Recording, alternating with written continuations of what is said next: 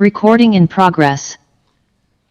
Good evening. I'd like to welcome you and call to order the September 26th Port Orchard City Council regular meeting.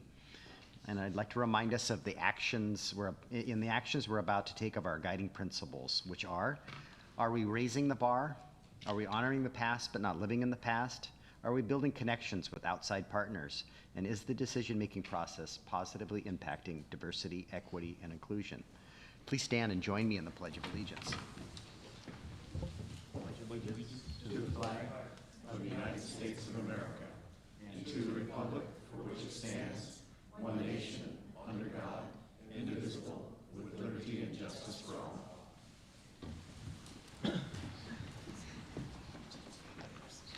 All right, we have a published agenda this evening, and are there any proposed modifications? Councilmember Trenary. Yes, Mr. Mayor, I'd like to add to the consent agenda, I think that would be item H, that Councilperson Cucciardi is absent due to personal reasons. Second. Motion by Councilmember Trenary, a second by Councilmember Diener to excuse Councilmember Cucciardi for personal reasons. All in favor, please say aye. Aye. Anyone opposed? Hearing none, that has been added as consent item H. And Councilmember Clausen is joining us online this evening. Any other proposed modifications, additions, subtractions from tonight's agenda? Councilmember Rosepepe. Mayor, I move to approve the agenda as amended. Second. A motion by Councilmember Rosepepe, a second by Councilmember Lucarelli to approve the amended agenda. All in favor, please say aye. Aye. Is there anyone opposed? Hearing none, the agenda has been set for this evening. We're to our first citizen comment period, and that is for anything on this evening's agenda. You're allowed 3 minutes, and if you would like online to use the raise your hand feature, the clerk will bring you into the meeting. So, Mr. Daly, go ahead, step to the microphone and address the council.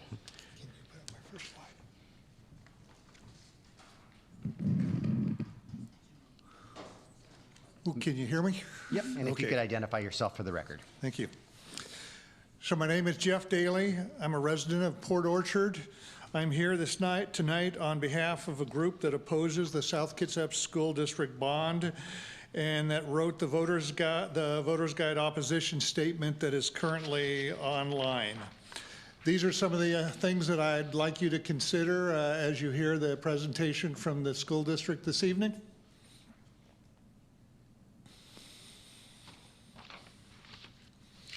Biggest thing is this the best plan for all? Next slide. Okay, is this what the voter wants? Okay, only a handful of the citizens attending the community meetings were not district employees. The district spent time defending the plan versus seriously considering any input. The plan may have taken 2 years, but this outcome was known almost from the beginning, and I spent 2 years on that committee, so I think I can speak from authority. The plan doesn't address where most of the construction is occurring, and that is on the west end of our community. Next slide, please. Is it feasible? Has due diligence been done? Our official inquiries, RCW requests for information from the county and the city, show that the district, no one from the district has contacted the city or the county, although you offer this service. It's been 30 years since the district has built anything, and the rules have changed significantly. So these are the numerous items, primarily ecological, that has changed over the last 30 years. Next slide, please. And the board resolution and the future are the biggest concerns of ours. The school board retains the authority to change any or all of this plan. If something can't be built as promised, you're going to have 3 board members who would decide versus the public who voted for specific items. The second part, what about the rest of the district for the next 22 years? The plan is very specific. The resolution could bypass the public's desire and their vote. Thank you for listening. Thank you for your comments.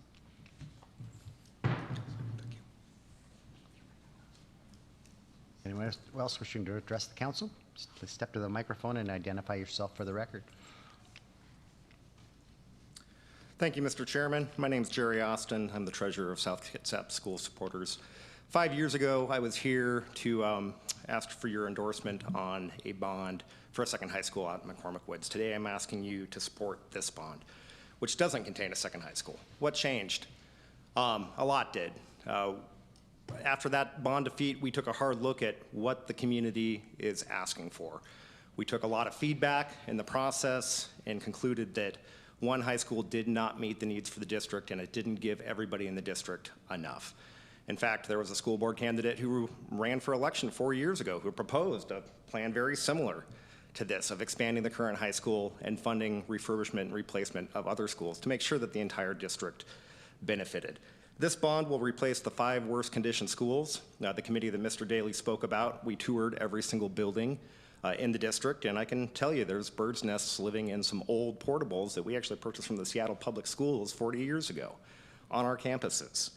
We'll eliminate 43 of those portables, which from a safety and security standpoint is pretty vital to ensure that our kids are protected during the day.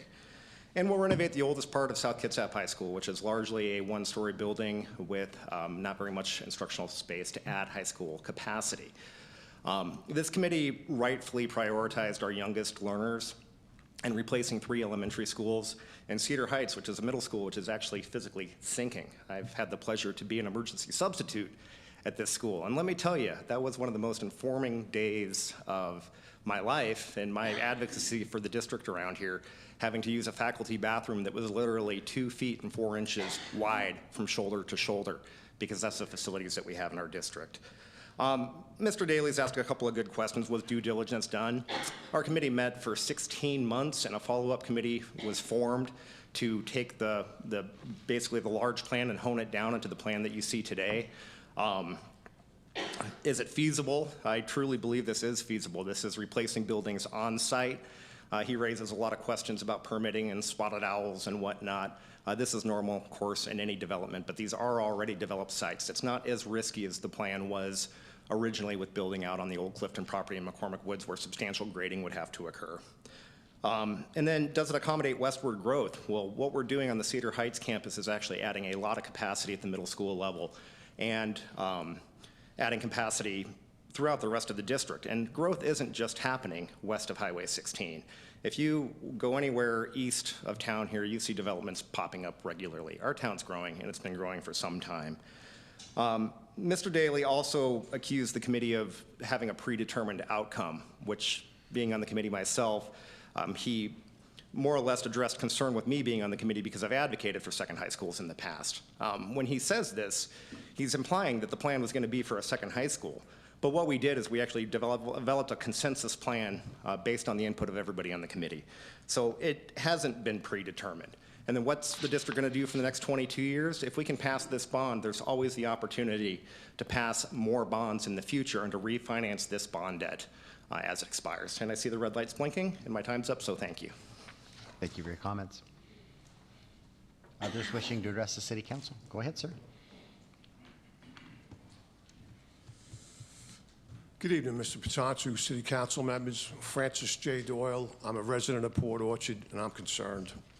I have a few things I'd like to make comments on the school proposed bond. So for a project this size, I've been looking for a plan of action milestones which addresses the whole entire outlay of the project. I wanted to know if there was an integrated schedule that gives a detailed breakdown of how things are tied, what things are being done in parallel, you know, if there's a preliminary one or is there something in the works, where's that at? Haven't been able to locate that. I'd also like to know that on a $271 million bond, what is the inherent risk reserve factor that's built into that? Now, I've heard numbers like 30%, and if that's true, that's outrageous. That nobody does 30% risk reserves. Not even in nuclear power, they don't do that. So I'm hoping that someone could provide me with information on where to go to see these answers.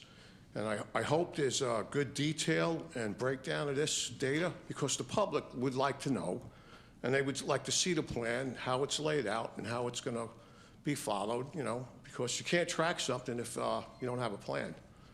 And as of right now, it's kind of hard telling, not knowing, unless there's something in writing somewhere, someone could address that and help me. Thank you very much for giving me your time. Thank you for your comment.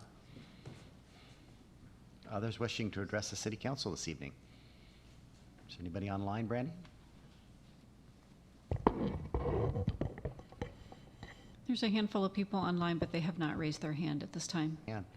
All right. I'm about to close the first city. Go ahead. Yep. This is for items on this evening's agenda. There's a second citizen comment period at the end of the meeting for items not on the agenda. Hello, my name is Gina Cole. I love Jesus, the Constitution, and nutrition. And I'm here tonight as a concerned taxpayer with our government school system expenditures. That has been a poor payout of an investment of $17,721 per student. And I'm voting no on the South Kitsap bond because we do not want to continue supporting failure. Example, capital project. The infamous pool, budgeted at $5.7 million and is at a whopping $12 million. I don't know about you, but in my bookkeeping, that screams financial mismanagement and totally unacceptable.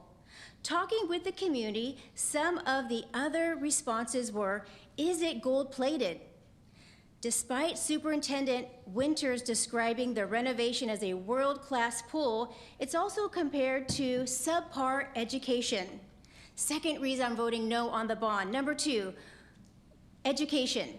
I'm voting no because did you know that only 30% of third graders meet a standard reading level, and that only 40% of fourth graders are at a fourth grade math level? But we have a world-class pool. This is another reason I'm voting no on the bond.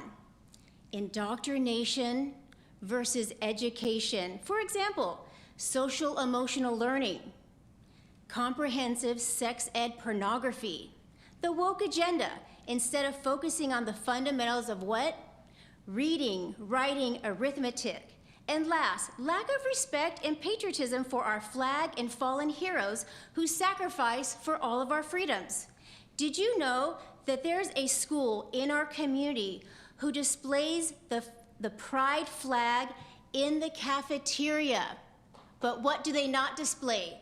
They do not display the American flag. My vote supports parental rights, curriculum transparency, financial accountability, and academic progress. Therefore, I advocate for everyone to vote no on the bond to stop supporting failure. Thank you. Comment. Anyone else wishing to address the city council this evening? Good evening. My name is David Cruz. I'd like to address some concerns regarding the South Kitsap school bond proposal. The current estimated cost of this bond stands at $271 million, but without a well-defined plan, there exists a substantial risk that it will ultimately cost more. This is particularly worrisome considering the district's unfortunate track record of the cost overruns on past construction projects, which have been pointed out here today. It is also concerning that despite repeated requests, the district has not undertaken essential ecological surveys or looked into necessary permits. This lack of crucial information means that the true cost of the bond remains uncertain, creating the possibility of it being significantly higher than the current estimate. I'm going to be voting no on the school bond because of the potential for the cost overruns and mismanagement of funds. Thank you. Thank you for your comment.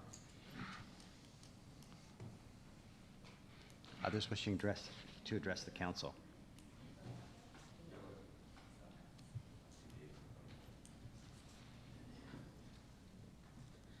Good evening. I'm Holly Cruz. Reasons I will not be voting for the bond this year, this year, excuse me.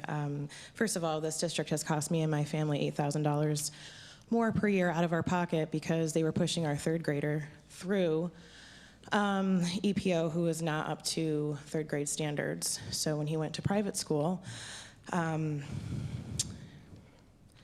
told us that he was behind. So that's really unfair to our family. It's unfair to my child. It's happening to other children. A school hasn't been built in the district for 35 years. The importance, federal, state, and local environmental laws and building codes have changed during that time. And where's the proof that the construction is even sustainable? Mr. Winter advertises safety, yet where are the approved proposals, permits, as well as the test results for asbestos and soil composition? Is that public information, and where can it be found? The majority of us know the soil must be strong with good density and cannot expand nor hold excessive amounts of moisture in order to create a strong foundation to support the construction. Why isn't another high school being considered, since many students, including the community, have complained about it being overcrowded? Was a retrofit considered? Seeing that the school board has the district in a multi-million-dollar deficit, it would be more energy and cost-effective in several ways without having to solve problems later or wondering if the taxpayers' dollars will be misused again for capital gains. Factors such as food service, maintenance, CTE, NJROTC, STEM, and transportation have also not been addressed at all, not to mention accessibility for the disabled, which is also a current problem in our current infrastructures. We have a parent that's actually in the community complains about that often. Is the city planning to approve the implementation of health clinics into the schools as well in accordance with the whole child, whole school, whole community, I believe it's called, with the CDC? Thank you for your time. Thank you for your comments. Others wishing to address? Yeah.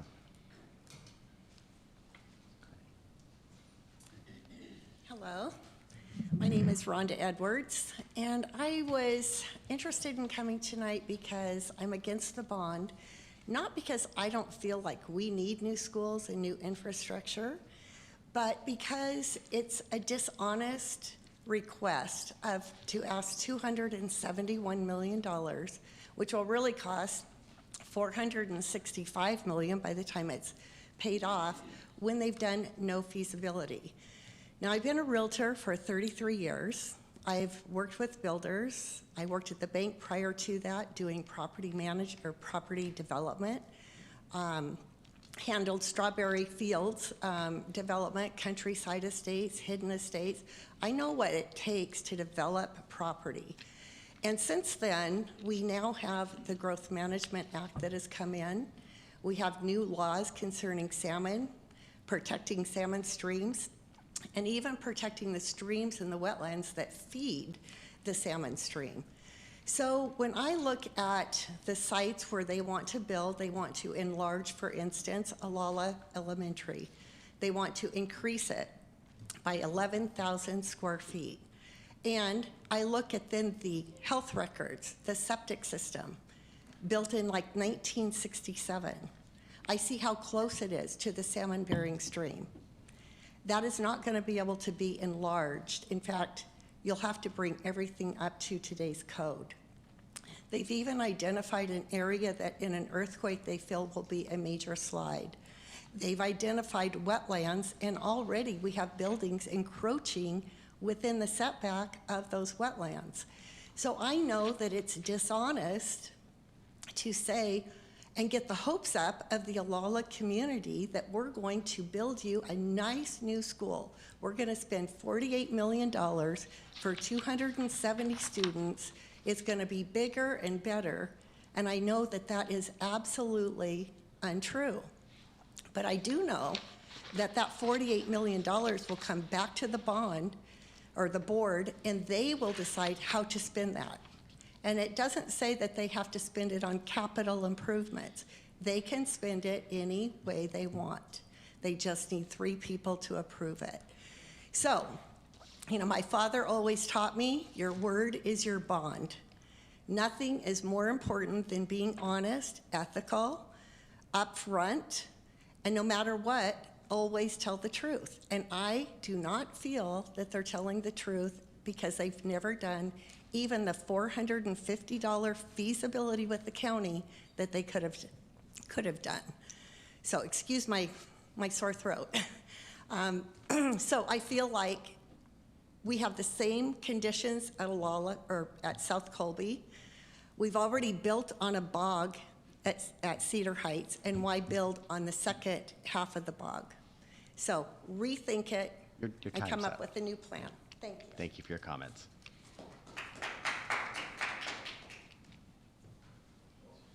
Any last comments? Step to the microphone, sir.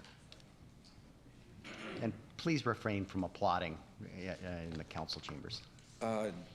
Dave Kibble from Manchester. Thank you for being able to give public comments here. You guys have a first-class act as far as open public meetings. Thank you.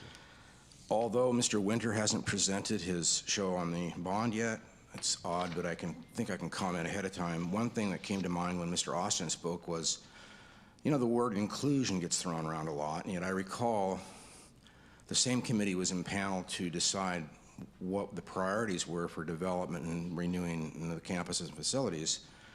And yet when it came up for renewal of new members, they dissolved the committee. So that tells me a lot. Anyway, $271 million. And looking at that, I think the two capital projects that were mismanaged, one was $500,000 over. The other is same contractor that has $5.7 million or about $8 million over on the pool. So I mean, I'm cutting this shorter. Many folks don't know that the shy 60 acres out there in Figley Road that the school district owns has been paid on for 20 years using impact fees, which I don't think are really designed for bills or loans. So it took 15 years to pay back $2 million for that. And as mentioned by Rhonda, there's an escape clause in the contract, in the resolution, which is the contract of the people, that if projects become too hard, like Mr. Wilson said, or we don't want to do it, any reason that it doesn't go through, they can reroute that money to where they choose. Not a vote of the people, anything like that. So when I speak again, which I intend to, it'll be non-voter approved bonds, claims and misreps on research for feasibility, and public record requests that I made that prove that out. Thank you. Thank you for your comment. Anyone else wishing to address the council? Go ahead, sir.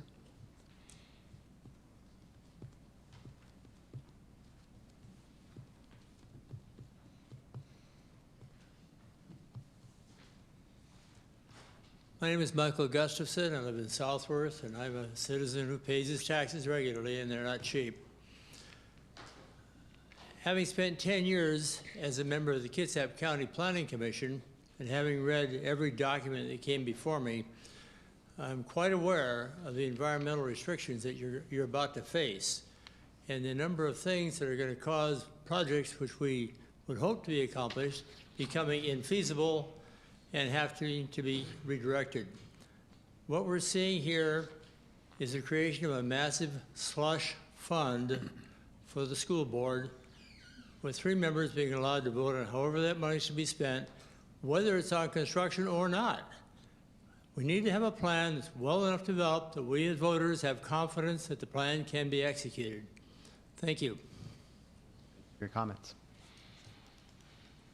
Anyone else wishing to address the City Council this evening? All right, I'm going to close the first citizen comment period. And we have 3 presentations this evening, the first of which is a legislative update from our contract lobbyist, Josh Weiss, from Gordon Thomas Honeywell. And Annika's joining him too. The consent agenda. Mayor? Oops, how about we go back to the consent agenda? Sorry, Josh, a step there. We have a consent agenda that we need to approve. So Mr. Mayor, there is a amended consent agenda. Is there a motion to approve it? Mr. Mayor, I make a motion to approve the consent agenda as presented. Seconded. Motion by Councilmember Diener, second by Councilmember Terneri to approve the amended consent agenda. All in favor, please say aye. Aye. Anyone opposed? Aye. Thank you, John.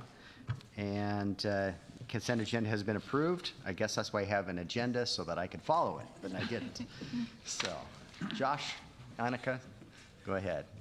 Thank you, Mr. Mayor and members of the council. Nice to see you all. So this is not our first time in front of you in recent times. I think you're all fairly seasoned at this by now, but we did want to come in front of you and present a little bit of retrospect about how the last session went, because we did have some good outcomes for the city.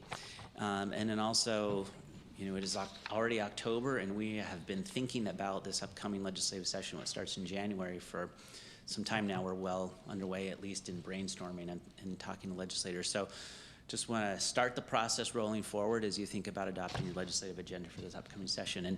And Annika and I are going to share this, and I'm going to give it over to her for several slides, and then I'll come back with you at the end. And please feel free, I will say, to ask questions in the middle if you have them, and otherwise at the end as well. So thank you. Thank you, Josh. We really don't want to spend that much time talking about the 2023 session, but it is important to run through our agenda and talk about the outcomes we had, because as Josh said, we did have some good outcomes for the city. The city was part of the Foster Pilot Program. There was also a legislative task force that came along with the creation of that program, and they completed their work at the end of 2022. One of the co-chairs brought forward a bill that encompassed some of the recommendations that came out of that task force report. One of those recommendations would have addressed the city's concerns with modeling error that has been the primary obstacle for the city getting your pilot program approved. The bill didn't advance. It didn't actually even make it out of committee, but as you're all well aware, the city's working on an independent solution to this issue. But just wanted to note that our delegation has been a really good partner with us, and they're alongside us on this issue and still prepared to help if we do need legislative action. The legislature did amend the vehicular pursuit statute a little bit last year. They added some reasons why an officer is able to pursue, but not too much wiggle room there. We're anticipating that this will continue to be a topic of conversation next session, but it's very contentious, so probably still not very much movement. You know, some discussion about adding vehicular theft or property crimes, but unlikely for the legislature to have any more movement on that item. We support any adjustment to public records, vexatious litigants. AWC had a bill on this last session. They're going to be pushing for it again this session. But as you're aware, this is also a pretty contentious topic at the legislature, and probably not going to go very far in the short session next year. The legislature, you know, housing has been a primary topic of conversation for the last several sessions. Huge priority across the state. The legislature was able to accomplish several of their longstanding housing goals last session. House Bill 1110, establishing a middle housing floor, and then also House Bill 1337, which has to do with ADU zoning. Those are two of the primary bills that passed last session. And I anticipate seeing housing conversations come back next year, but you know, they accomplished a lot of their goals, so maybe not the primary topic of conversation. The city has continued to have Sedgwick roundabouts on our agenda, just reminding legislators that this is a really important project for the region. There's not been very much opportunity in the transportation budget in the last several sessions for local projects. You know, anticipate that will be a similar situation next year, especially with statewide cost overruns. But you know, recommend continuing keeping that on the agenda, just so our legislators know it's still important to us. The city also applied for an ALEA grant for the Community Event Center waterfront enhancement portion of that project. We were successful in getting $500,000 for that project, so that is a big win towards that city's project, and also building on some past successes in the budget for that. We also supported the Port of Bremerton's Marina Breakwater project in the capital budget. They were successful in securing $1 million in the capital budget for that. Homelessness, substance use disorder, and mental health investments, that continues to be a primary area of investment for the legislature. There were significant investments made in the budget last session. Our end of session report, which we sent out at the end of May, I believe, has more detail on that if you want to look back and see where that funding was spent. Sorry, it's a little bit hard for you guys to see this, but I'll go through this really quickly. So the 2024 legislative session is a supplemental budget year. That means that there's a lot less opportunity for capital and operating investments. The 2023-25 biennial capital budget left just $125 million in bond capacity for the 24 capital budget. So that factors out to be about $2.6 million per legislative district. You guys know how expensive capital projects is, so that really doesn't go far when you're splitting it between several different jurisdictions that are in the district. I mentioned this a little bit before, but the 23-25 transportation budget focused on implementing Move Ahead Washington projects and also making adjustments to existing projects as statewide costs just keep going up for the transportation budget. And we expect to see a similar pattern next year. Not very much new revenue coming into the transportation budget, but significant costs increased. So that will be another topic of conversation and budget discussion in the 24th session. There's going to be significant changes in legislative leadership over the next two sessions. We just heard that the Senate Ways and Means Committee, which is also the Operating Budget and Capital Budget Committee, not elected, but approved their new operating budget chair. Senator Rolfes used to be the chair of that committee. She's moved on to the Kitsap County Board of Commissioners. The operating budget vice chair, Senator Rolfes, is now going to be the lead of that budget, so seeing a shift there. At the end of session last year, the House Republicans also approved 2 new leaders. They have Representative Stokesbury, which is he's from the Auburn area, and then Representative Steele is the new deputy minority leader. So changes in leadership there, definitely switching out leadership for some younger members, and just reflecting a shift in that caucus in general to be a little bit younger population as some of their older members move on. The governor has announced that he will not be running next year. One significant impact of that is that Senator Mullet from the Issaquah area, also pretty significant moderate Democrat in the Senate caucus, he's running for governor, so after this next session, he will not be in the Senate anymore. There's also several other statewide races up in 2024. There's, I think, 4 Senate members running for those races as well, also Democrats. So we're going to see a really different Senate Democrat caucus after this next session. And it also means that there's going to be some focus in that caucus on what's important for them to get elected next session, or next year, sorry. Any bill that was introduced in the 2023 session will automatically be eligible for reconsideration next session. So we'll see all the bills that were introduced last session, they can move again. And then of course, any new proposals. So supplemental year, definitely a little bit more difficult to get bills through, but there will be continued conversations from last session, and then we'll see some new items as things come to the forefront. Josh already mentioned, you've been with us for several sessions, how we like to build legislative agendas or what we recommend, but I'll go through this really quickly. I already mentioned supplemental short sessions they're really best for continuing priorities or for setting the stage for emergent items if there is something that comes up and needs to be addressed in the short 60-day session. The legislature, they really are working on shorter timelines to get bills through committees. They don't have as much bandwidth or capacity to be focusing on really big policy items. And then I already mentioned there's constraints on the budget. So we usually like to keep our agenda really tight in the short session.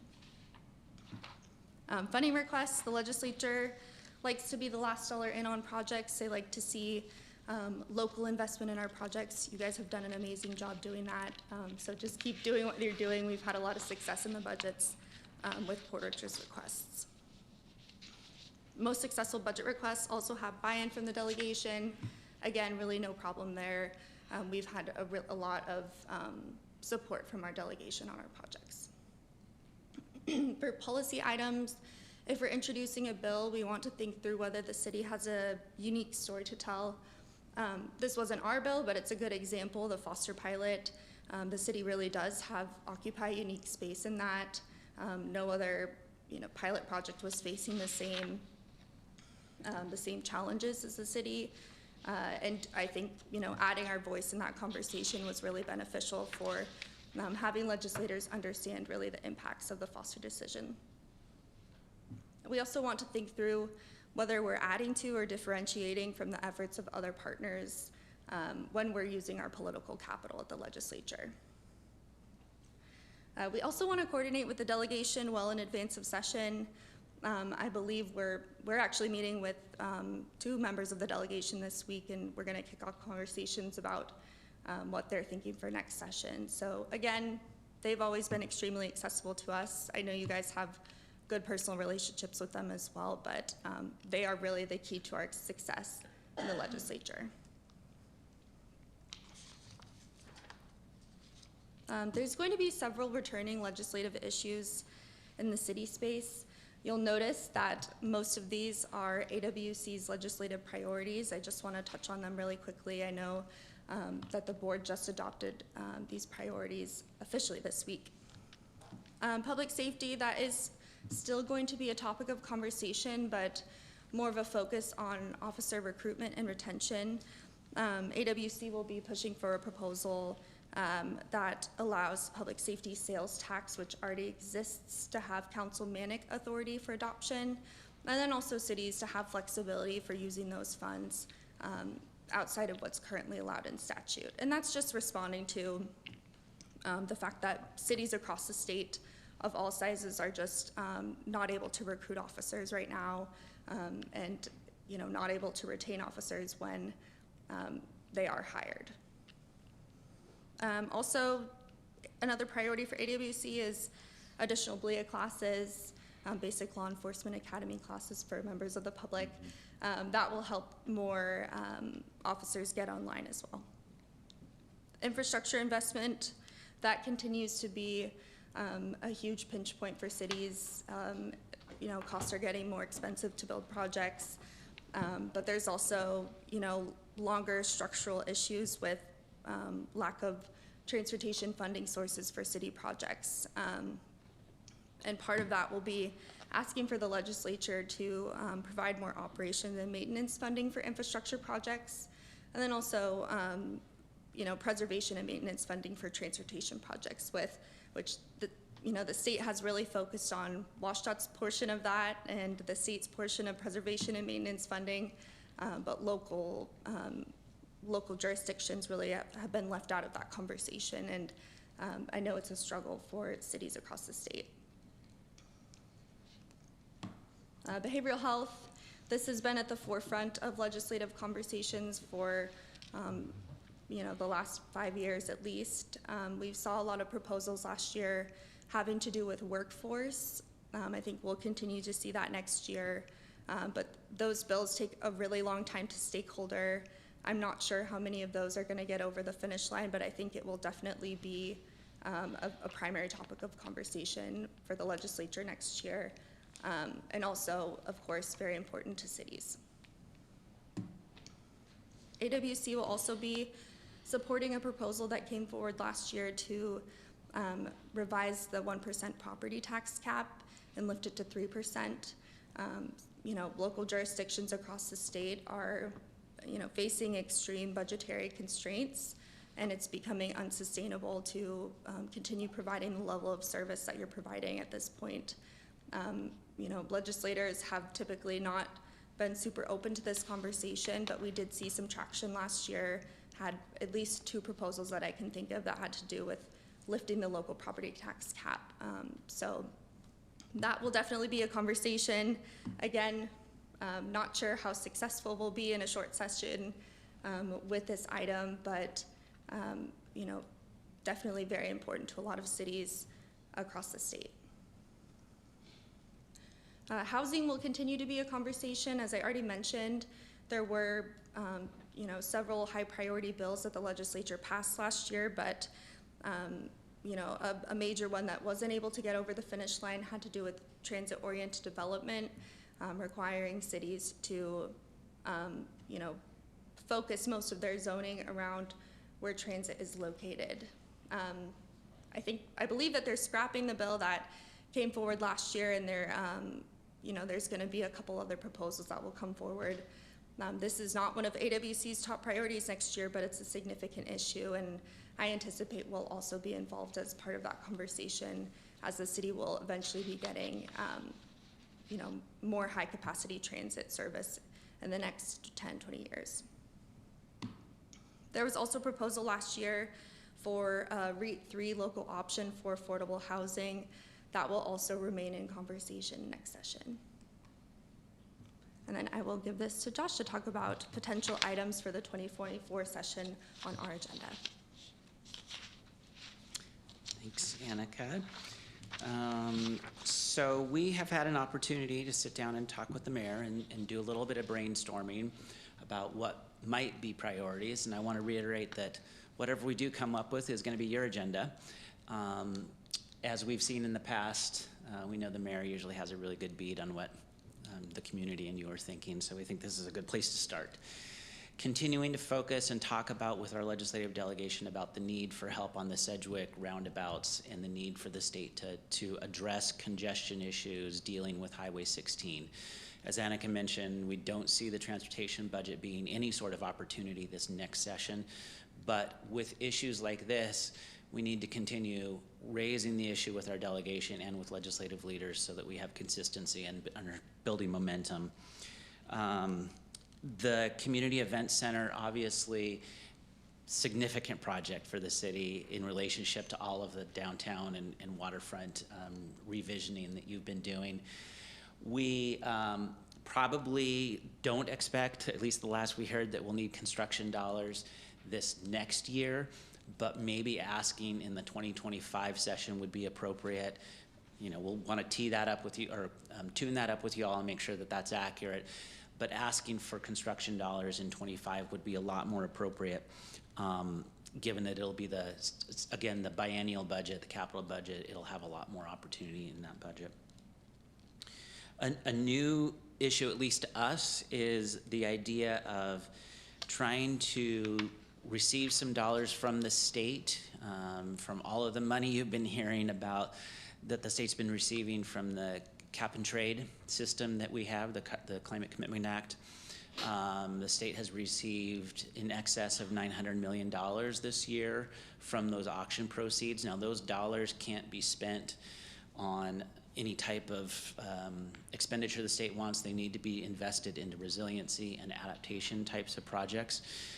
So when you're thinking about the fact that sea level rise could impact Bay Street, what would it look like to raise Bay Street and be adapting to that potentiality? And we think there's a good argument there for a fund source that they do have available to them. Annika mentioned the foster Josh, pilot. we're moving forward with that regardless. We just awarded a contract, but we're hoping we can get some assistance from the state to finish up the funding for the construction. That's fantastic. And obviously ties into everything that's going on downtown as well. The foster pilot program, as Annika mentioned, I don't really anticipate legislative action on this session, but the long-term issue of how do municipalities continue to meet their Growth Management Act responsibilities and requirements and provide water for those people that are moving in and building is something that obviously Port Orchard has been front and center on. We've got a great in terms of interesting and good illustration of how difficult this problem is. Not the kind of problem that anybody else in the state wants to have, but you've got it, so let's talk about it and use it as a reason for why the legislature needs to be thinking about these issues and making progress on them, particularly over time. Vehicular pursuits, we do want to be right there with AWC and other cities talking about the need to have additional authority for our officers to engage in vehicular pursuits, particularly for vehicle theft. That was a gap that the legislature left. It's a significant gap, and we want to be right there saying that we need some movement on that.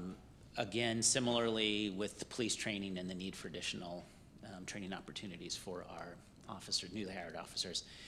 And then last and certainly not least, but funding for substance use disorders. The Blake legislation bill that they passed last session is going to have impacts for cities and your municipal courts, and so wanting to make sure that we're talking about the impact that it's having, making sure that the legislature is understanding how that's affecting municipalities, and that we are there if and when there is relief from that issue. So in terms of next steps, this one is really small.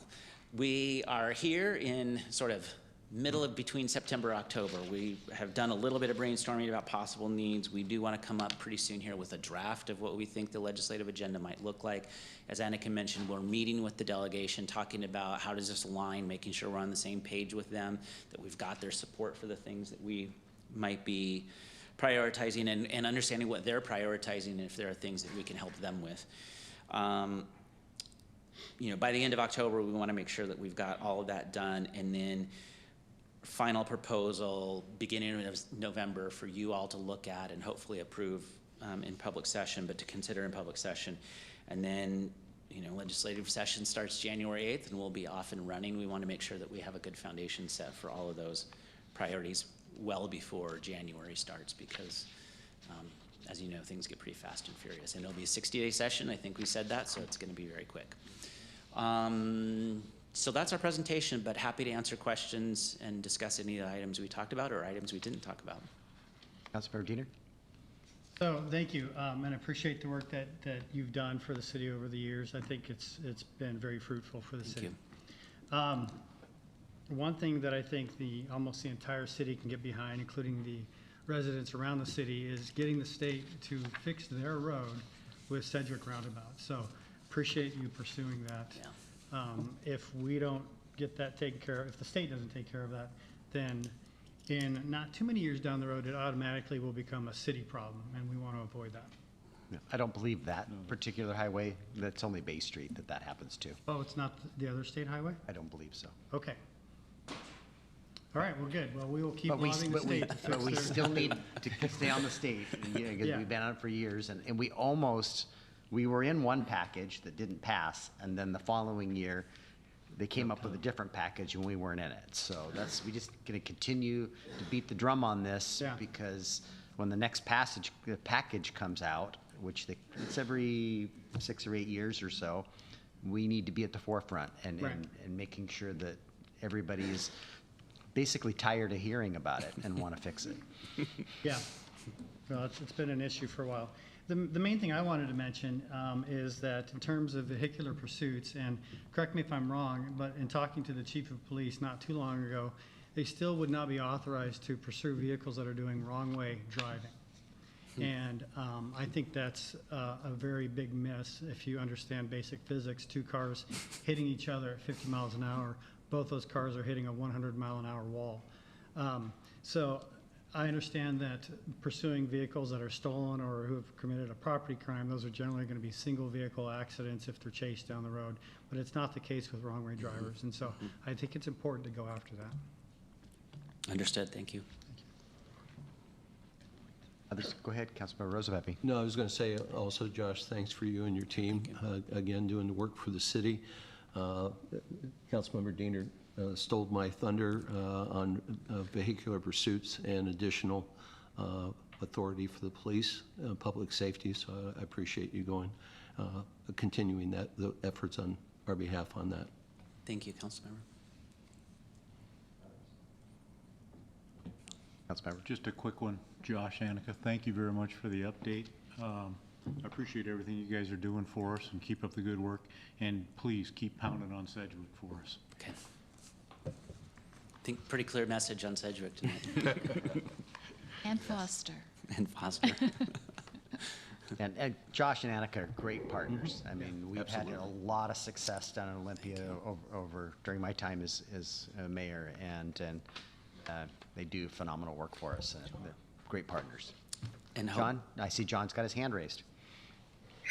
Yes, thank you, Mayor. Josh, thank you very much for the work that you folks are doing for the city of Port Orchard, and very much appreciate your involvement. The one thing that I wanted to mention was that last year during the session, the mayor and I had an opportunity to join the city of Paulsville when they had arranged a meeting specifically with their legislative delegations. And I just wanted to express my personal opinion, and I thought that was time very well spent. And I was very appreciative that we were invited to join them, and I would certainly encourage the council to consider something similar for this next upcoming session, to be able to have, I guess you could say, some quality one-on-one time with our state delegation. So again, Josh, thank you. Annika, thank you very much. Thank you, Councilmember. That's a good reminder. We talked about that last year, and now is about the time to make that happen. Yeah, and we're back in person, so we're going to do that again. I just want to, if I might, respond, Mayor, to your comment. You know, appreciate the praise. I want your residents to know and your delegation to know the city's really got it together. You're well organized, you have good priorities, you talk to your community, talk to your delegation, your staff are fantastic. So you guys are really wonderful to work with. And a shout out to the delegation too, you know, bipartisan delegation. They're really effective for us, and we really enjoy working with them too. So I know you all have relationships with them, but don't wait till we get to Olympia to see them. You know, when you see them downtown, you can lobby them then too. That's right. Thanks, everybody. Yep. Thank you, Josh. Thank you. All right, we're to our second presentation, and that would be the Bethel Phase 1 survey results and preferred alternative, which was shared with the Transportation Committee. Chris, this is you. Go ahead. Thank you, Mayor. Good evening, Council. Last time we were in front of you with the Bethel Phase 1 project was on August 8th, where we presented some different alternatives to explore. Since that time, we've conducted some outreach with the community through social media, our listservs, this project page that was kind of central to the effort, that included a storybook and a survey, and had some discussions at 2 Transportation Committee meetings. So we're going to provide an overview of the responses that we received, and then after contemplating input from the community and council, we've arrived at a preferred alternative that's going to be presented. And then one more item to tack on is we're looking at expanding the project potentially on Salmonberry to the east. And so we've got, and that would be in partnership with private development, so we have some information on that. With that, I'll like to turn it over to Patrick Holm with Shekar Jewell Consultants to walk you through the presentation tonight. All right, good evening, Council. Thanks for having me here. Thanks, Chris. And so, like Chris mentioned, I was here about a month and a half ago presenting some alternatives for the Bethel Phase 1 and just kind of going over some details of the Bethel Phase 1 corridor project and kind of going over the progress that we had made as a design team. And this presentation recaps a little bit of that. So we're currently working on, we're the consultant team with the city, working on the Phase 1 of the Bethel Road corridor study, progressing improvements. And the Phase 1 section is from Blueberry to Salmonberry along Bethel Road. And last time we talked, we're doing the 2018 corridor study recommended roundabouts throughout the corridor. Specifically, Phase 1 is a roundabout at Blueberry and another roundabout at Salmonberry. And in the original corridor study, it recommended a single lane roundabout at Blueberry, and so we've since progressed that concept We have one concept for Blueberry because the details of that intersection were pretty simplified at that location. But at Salmonberry, when we were taking a look at the cost growth from 2018 that were mentioned in the study, and then also some, after we did our environmental work, there's a culvert to the west on Salmonberry, and also which would just create additional project costs and add to the project timeline as well. And so we went to the drawing board to evaluate some other similar performing alternatives, and that's how we came up with a single lane 4-leg roundabout and also a single lane 3-leg roundabout, which I'll recap. And then I'll touch on some of the costs that Chris mentioned would add to the project for expanding the project to the east on Salmonberry.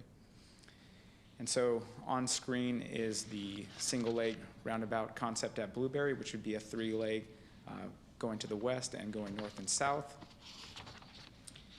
And then on screen now is the original corridor study design at Salmonberry, which was a multi-lane design. And it was a little bit off-center from the corridor, and that was due to preserve some of the existing commercial facility on the northeast corner, as well as just to provide enough space to do the multi-lane roundabout. And as we were evaluating what that concept would look like and doing some of our environmental due diligence, there's a blocked culvert on the west leg of Salmonberry. And so if we do this multi-lane concept, there would need to be significant rework to that culvert, and that would add project costs and also project timeline, because we would have to go through permitting that would likely result in heavy impacts to the northwest corner and maybe a full acquisition, so that would also add a substantial cost to the project. And so we went on to evaluate what were similar performing alternatives, and so we took a look at a 4-leg single lane roundabout, which is the one on screen. Some of the things that shifted since the original corridor study is the way traffic patterns have played out in the last 5 years. We went back and evaluated those and did some updates based on the county growth model, the local growth model. And so we were able to verify that a single lane roundabout performed similarly to the multi-lane, which was the original issue in 2018 why we couldn't do a single lane. But now with those revisions and future growth dialed in, it still performed similarly, so there was an option. And we also looked at a unique option of doing a 3-leg roundabout and maybe restricting access to Salmonberry to the west. And because the city owns a parcel on the southeast, and the project would be able to take advantage of that real estate for cheaper. And also, if we're not going to the west, we then eliminate impacts to the culvert. And so we went to look at both of those options, and then just skipping back a slide, 2 slides. The growth of the multi-lane roundabout in cost was about $5 million in growth. So the original budgeted cost from 2018 was about $12 million.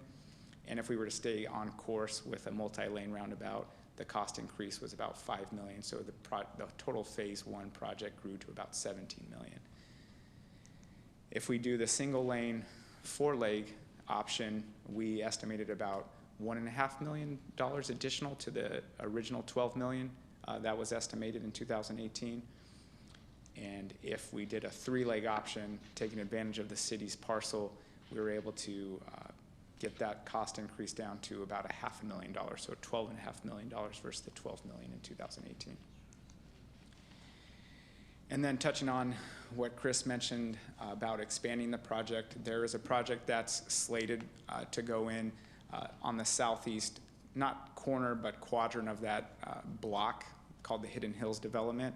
And as a part of that Hidden Hills development, they have to do frontage improvements. And based on how the corridor design is going in, there will need to be certain utility and stormwater improvements along the corridor. And those frontage improvements would also have similar stormwater and utility improvements. But there's a gap between where that Hidden Hills frontage is and where the phase 1 corridor project is. And so the proposal is that that developer would pay fee in lieu of their frontage improvements, so that design and construction was taken care of with the Phase 1 project, so that it was an integrated design, and so that stormwater and utilities were more integrated, and there would be some economies of scale there, and not have any rework of project frontage, having anything torn out and rebuilt in the future. And so with the contribution. That was an important point there, that the developer would build those frontage improvements, and then we would in turn tear them out. So they're willing to write the check for those frontage improvements to us, and then we fund a slightly bigger project that makes a complete street down to the end of the UGA. Do it right the first time. And so what that percentage is about 29% of the cost increase. So it's a total cost increase to the project of about $780,000, and 29% of that would be funded by that Hidden Hills development. And those costs are included in the slide. So from a 13, we'll touch on this as the recommended alternative, but these costs are including our recommended alternative at the end. So if that was the $13.5 million plus the additional $780,000, the total project cost for Phase 1 would be $14,280,000. And so last time I was here, we talked about that these were the options and that the next step forward would doing public engagement, and we took that in the form of online engagement using what's called the ArcGIS story map, which is kind of leads folks through like a story of what's going on and gives people details of what the project would look like. And then at the end of that, there was a survey of, I think, 5 questions, and I'll touch on the results. But largely they were with respect to what would the development at the Salmonberry intersection look like. And then also there was some feedback in the 2018 corridor study about what people wanted the corridor to feel like. And so we added some questions about preferred cross-section of what people were anticipating with sidewalk, bike lanes, as well as travel lanes. So we added those questions in to the engagement as well to get feedback on that. And so the survey was open about a month, or August 21st to September 21st, so closed last Wednesday. And we got over 300 responses, and with a varying level of completion. So you don't have to answer all the questions, but you could answer the ones that you're interested in. And so that's what that means. And so the next few slides are the breakdown of what the survey responses were. So the first question was asking about ranking the elements in order of importance for the Salmonberry intersection. And it's hard to see this on screen with the size, and I'll jump to the next slide to articulate what the preferences were from the online engagement. But this just shows a breakdown of how the rankings were, like, because you could rank options like 1 being the best, 5th being the worst. And so you could see on the top 3 that they all were similarly ranked as far as 1st, 2nd, and 3rd, and then the last 2 were at the very bottom. So that, going to this slide, which is a little bit easier to read, intersection safety was the highest concern or the highest ranking survey option, and then that was followed closely by folks saying that they wanted to move the highest number of cars through the intersection. And then the next option after that prioritized was building a completed intersection as quickly as possible. And so those were the 3 overarching ones that got the highest feedback. And the other 2, which were about the same, were reducing cost impact to the city and reducing environmental impacts. And then the subsequent question after asking for priorities at the Salmonberry intersection was, is closing off Salmonberry to the west? How do you feel about that? So the 3 options were completely unacceptable, somewhat acceptable, or acceptable. And overwhelmingly, that was completely unacceptable, with about 55% completely unacceptable, followed by about a quarter of respondents saying that it was somewhat acceptable, and then 20% about saying that it was acceptable. So that was a pretty clear sign that folks didn't want to close Salmonberry to the west. And there were some open-ended responses that I won't dive in too much into the details, but largely they were regarding access to Salmonberry, which ties into the previous question. And then the next level of open-ended responses was about safety and folks wanting to see safety improvements at the intersection of Salmonberry and just along the corridor in general. And then there were a lot of open-ended comments about just ensuring that what this project does is taking into account growth, and can the proposed alternatives manage that growth. So can any of the options at the intersection manage the growth, and is what the project proposing taking into account growth around the corridor.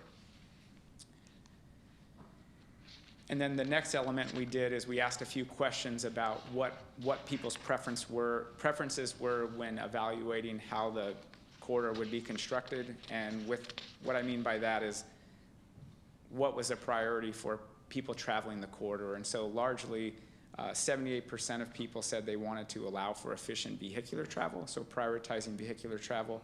And then the next two were pedestrian safety and providing multimodal connections for both motorized and non-motorized. And then the two after that were bicycle safety and allowing for efficient non-motorized travel. So primarily folks were, with prioritizing the cross-section of how they wanted to see that built, was prioritizing vehicular traffic.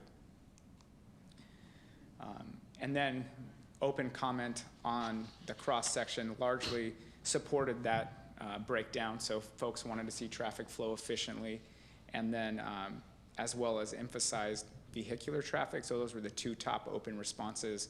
And then the other two were just doing it right the first time, and then also safety for non-motorized traffic. And so when we saw those responses, I'll get into the preferred alternative for the roundabout as the final element, but when we were taking a look at the responses regarding the cross-section of the corridor, we said, what does that mean for our project? And so in the original, this graphic is tinier than I anticipated, but in the original 2018 corridor study, the way that the roads were laid out was a 12-foot lane, 2-foot shoulder to the inside median, and a 6-foot bike lane. And then you had a central median and a landscape buffer that separated essentially the road and the bike lane from the sidewalk. And so that's what we had originally. Based on some of the comment responses, we said, how can we incorporate vehicular traffic and pedestrian safety and these non-motorized connections that people were identifying?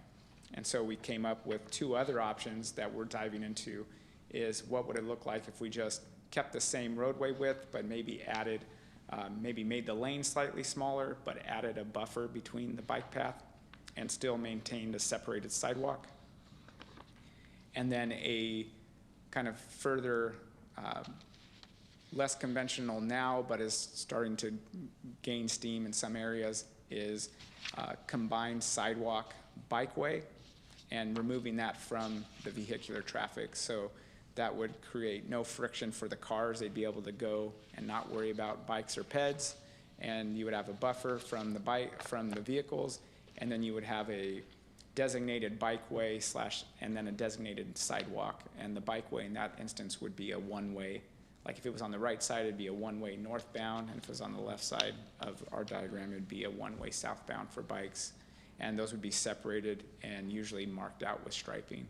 So we're diving into that, and like we mentioned in the Transportation Committee, is that we're gonna follow up with the fire department and kind of get their input, and also just talk with staff and maybe get input from you all, or not maybe, get input from you all, and figure out what the best cross-section looks like, and then go from there. But I will say the cross-sections in width are all very similar, so one choice isn't gonna be less right-of-way impact than the other. It's kind of just like, how do we want the corridor to look and feel? How we divide it up. Yeah. And so kind of wrapping up the whole presentation, from the feedback we got from the public and the online survey, and then also feedback from Transportation Committee and just over the last month, was that the four-leg single-lane roundabout seemed to make the most sense, as far as like, it's not closing off Salmonberry, which was not popular in the survey. It's providing the safety that people were looking for, and it also provides the traffic flow that people said was important to them as well. So based on our design up to this point, our recommendation is that the four-leg single-lane roundabout is the treatment at Salmonberry. Okay. And so with that, that wraps up. And I don't know if there's any follow-up questions. Work Yeah. with farmers market a couple of weekends. The survey mirrors feedback we got. Yeah. Get this done as soon as possible. We need to move as many cars as we can. A lot of folks don't like roundabouts, but once we talked to them off the ledge about why we build roundabouts, that we're gonna have a roundabout, I only want it to be one lane. was good to see that. Similar results of the larger surveys. Questions or comments? Go ahead, Councilmember Rosebeck. No, a couple of comments. One is, I think we all received numerous emails with the four connecting to the roundabout, not blocking off Salmonberry, so I think that's an excellent choice. And I'm glad that the city continues to focus on both bike lanes and sidewalks to connect people that don't want to use vehicles or don't have a vehicle to use, especially since we all go down Bethel and we know how dangerous it is. So thank you for making it safer. So, plans. Others? All right. Thank you for your presentation. Yeah, We'll be thank you. taking action on this later in the meeting.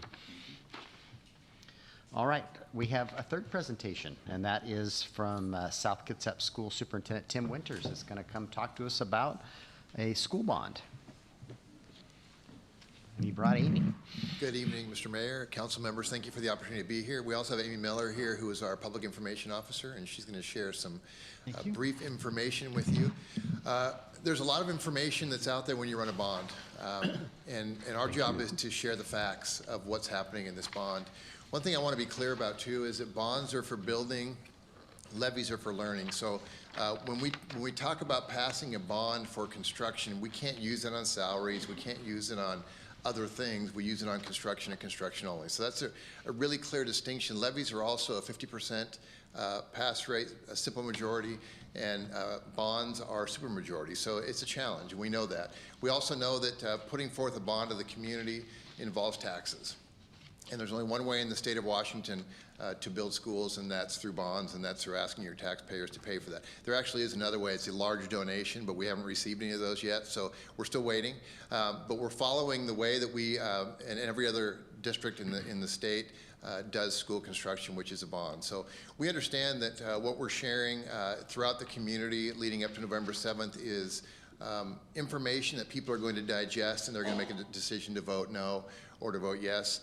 Our job is not to tell you which way to vote. Our job is to give you the facts, give you the truth of what's going on, and then people can make a decision for themselves. So I really want to point to your guiding principles, because I think we have the same guiding principles. We want to raise the bar for our district and our community. And we also want to honor the past of this community, but we want to live in the future. So appreciate that those are guiding principles that you have as well. So with that, I'll turn it over to Amy, and she can share some of the facts about what's going on with our bond. Thank you, Council and Mayor, for having us here this evening. So I just want to go into how the bond was developed. Just this one?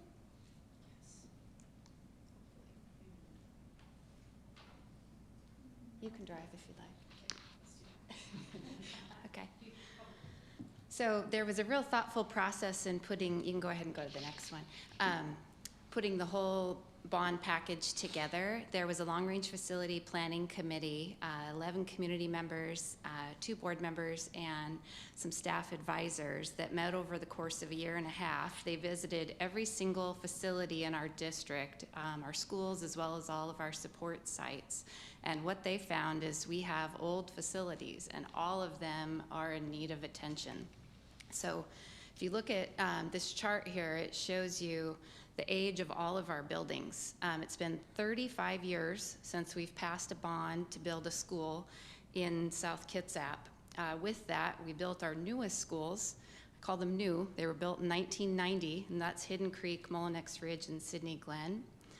And so what the committee found was that every single site was in need of improvement, but that is far too much to ask our community to take on at one time.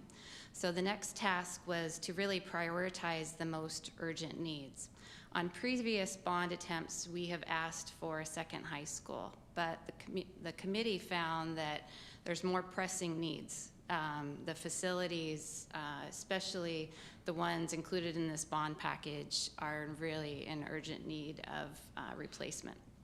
So you can go ahead and go to the next slide. Thank you. So this just talks about how that work came together. So they came, presented a recommendation to the school board, and then a bond steering committee was formed, and they found what the priority projects were. We held a series, many community meetings, online surveys, and some initial ways to take feedback on what all those projects look like. And the process was refined several times before the bond package was put together. You can go to the next one, please. And these are the principles that came to light throughout that work. Just as in the Bethel corridor, safety is the top priority, of course. Everybody wants our schools to be a safe place to learn and work. We also found that tax rate is very important to our community. We know that. And we also need to be careful stewards of taxpayer dollars. Like I said, all sites were in need of improvement, but we had to figure out which were the most pressing needs. We have many portable classrooms in our district. This bond package eliminates 43 portable classrooms, so that's quite an important safety improvement. We can improve energy efficiency, heating and cooling systems with this bond. We can also improve infrastructure to support modern learning. The needs of our classrooms are changing and with evolving technology, and this bond will make those improvements at South Kitsap High School. Our community also told us that we should reserve the property that the district owns out on Old Clifton Road to see just how all this growth in the community shakes out. We don't know exactly how enrollment will be impacted. Unfortunately, when new homes are built, we don't know exactly how many kids that means. We can make projections and we work with demographers, but we don't know exactly what that means. So for this bond package, we won't be doing any development on the Old Clifton property. So go ahead and go to the next one. So what will the bond include? It will include Cedar Heights replacement. Important to note that these school replacements will be done on their existing sites. Students will still be able to attend school while the construction takes place because the construction will be in other parts of the property. So for the Cedar Heights example, that is right behind the school, kind of where the softball field and the gym currently sits. The new building will be a little larger than what Cedar Heights currently is now, and will also include some space for community meetings, which is sorely lacking in our community. The next two projects are replacements of Olalla Elementary and South Colby Elementary. And those will be designed in a similar fashion, two-story buildings for space efficiency, and they will include space for early learning centers. That will include developmental preschool and transitional kindergarten. So in both ends of our district, we'll have those things to offer to our families. Both of those will be done on the sites where the schools exist now. So just as Cedar, the kids can continue to go to school while construction takes place.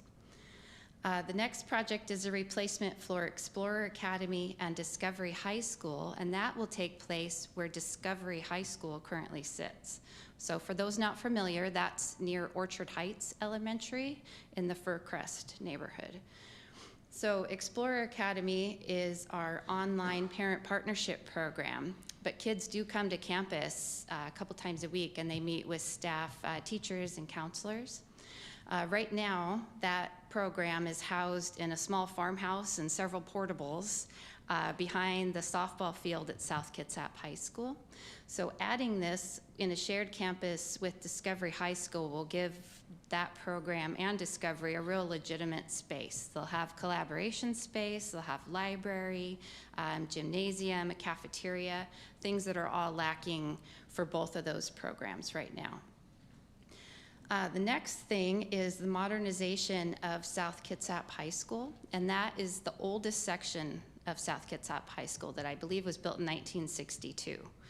So that portion of the school houses our career and technical education programs, which we're quite proud of here in our district. Trades education is very important to our community, and we wholeheartedly agree. Unfortunately, our building is really a limiting factor on what those programs can be at the moment. Choices have to be made for instruction right now, what's plugged in and what can't be plugged in, just because of what's limiting as far as infrastructure in the school. So the south wing would be modernized along with an expansion of the commons and the cafeteria. So if you've been at South Kitsap High School during lunchtime, that cafeteria is full. They run 4 lunches to accommodate kids, and so that space would be expanded with this, along with an expansion of the gym. So those are the 5 big projects that are included in the bond. The last section are improvements to our sites that aren't going to be replaced. So those include safety improvements like parking access at Burley Glenwood, East Port Orchard Elementary, and Sydney Glen.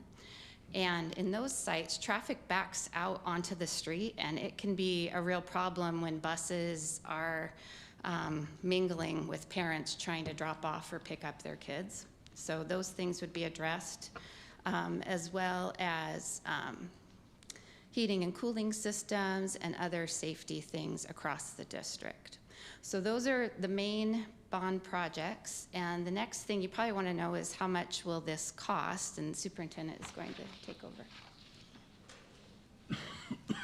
So cost is always an important thing. Taxpayers, it's important. The bond cost is $271 million. I'll give you some perspective on that. Last bond was passed in 1988. Since that time, we've tried 8 times to pass a bond for a total of just over $800 million. As Amy mentioned, our long-range facilities committee identified close to $900 million of improvements our district needs. There's no way we can ask our community for $900 million. So how did we get to $271 million? In 2022, our capital levy dollars fell off, taxes fell off. So for 2023, taxes dropped from the school-centered tax about $1. And so what we tried to do is to bring that back to maintain that dollar level, so we're not raising really from where we were in 2022. We're trying to meet where we were at in 2022. So that's where the $271 million came from. So what that equates out to is about $1.08 per $1,000 of assessed value. If you look at a home, to do easy math, if a home is worth $500,000, that's about $540 a year to support this bond. Again, some perspective, in 2018, we ran a bond for $184 million for one high school. And that tax rate was just under $1 per $1,000 of assessed value. So the good news is our assessed value has gone up. We get more for our dollars now in our community. And so for $271 million, keeping the tax rate where it was in 2022, and we're able to accomplish quite a bit. So that's where we came to our numbers that we're taking out to the community. We know that's a big ask. We know that's a lot of money. But we also know that there's a need. It's not about want, it's about need. And again, that's what this is about, is what can we do to help our district be better.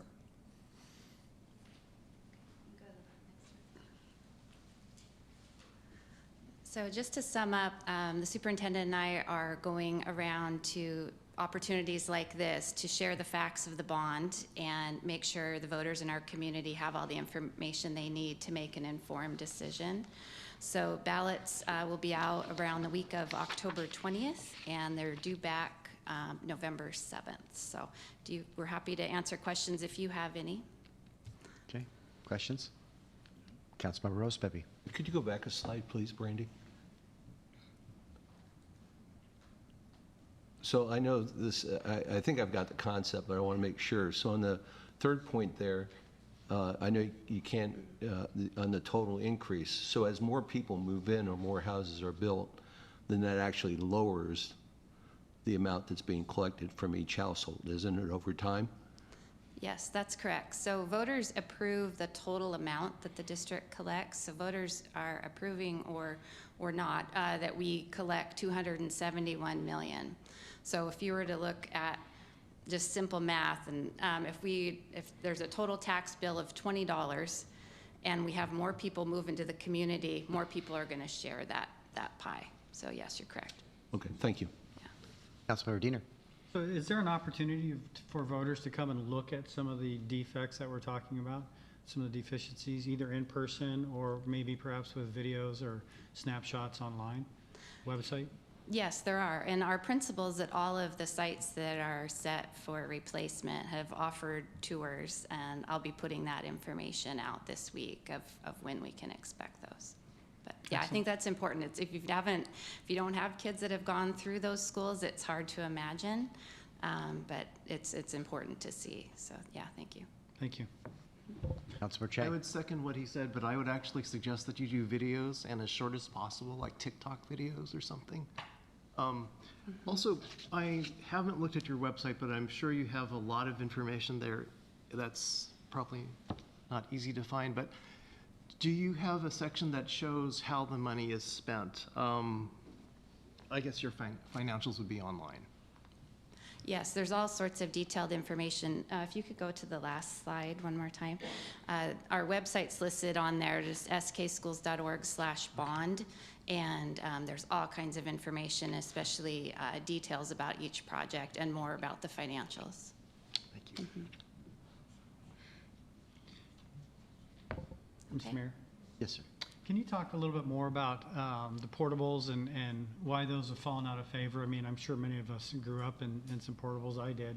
It wasn't the best thing, especially in Alaska where I went to school, but can you talk a little bit more about why portables should no longer exist? I understand the age of these is one thing, but. Yeah, it's not just the age, and something to keep in mind too is one example, we bought portables, which aren't the best option, but they're often the cheapest option to expand classrooms. But we bought them used from one set of them anyway, from Seattle School District like 40 years ago, and they were old to Seattle then. They were building new schools and getting rid of them. But the importance of being able to secure a campus in the event of an emergency really can't be overstated. Exterior doors are really hard to lock down. It's just not a modern facility or a modern way that schools are built. These days, a lot of studies have been done, and if you can really lock down and have one main point of access where visitors are buzzed in, ID is checked, it's a lot more secure than just people being able to wander onto campus and have access to buildings. Thank you. Yeah. Do you have anything you want to add about that? No, the other thing I would add on the portables is just ventilation. We have portables that we do our state testing in the spring, and some of our portables have zero airflow. So the option is sweat it out or open the door and expose yourself. And so we're to any kind of security issue. So we're just trying to work through that as well. That's just another challenge that we face with portables. Thank you. Mm-hmm. Any last questions? Thank you for coming tonight. Thank you. All right, we don't have any public hearings scheduled, so we're on to our business items. The first of which is an adoption of an ordinance delegating bond authorization. Mr. Crocker, this is you. Thank you, Mayor, Council. The proposed bond ordinance authorization moves the city forward towards issuing debt to complete our City Hall remodel project. As a reminder, the City Council has adopted Resolution 05923 in June, awarding the contract for the construction work for the improvements of the City Hall facility, including siding replacement, windows, improvements to HVAC system, minor interior renovations, and additional solar array. The City Council adopted Resolution 06523 on June 27th, declaring its intent to be reimbursed from future borrowing proceeds. The Council adopted Ordinance 1823 on June 27th, amending the 23-24 biennial budget to provide the funding for the contract, as well as to provide cash flow for the City Hall construction up until we could secure the funding. The ordinance presented provides the delegation of authority to issue bonds to the mayor and the finance director, as we previously discussed. The high points are that the max amount to be issued is not more than $11,120,000.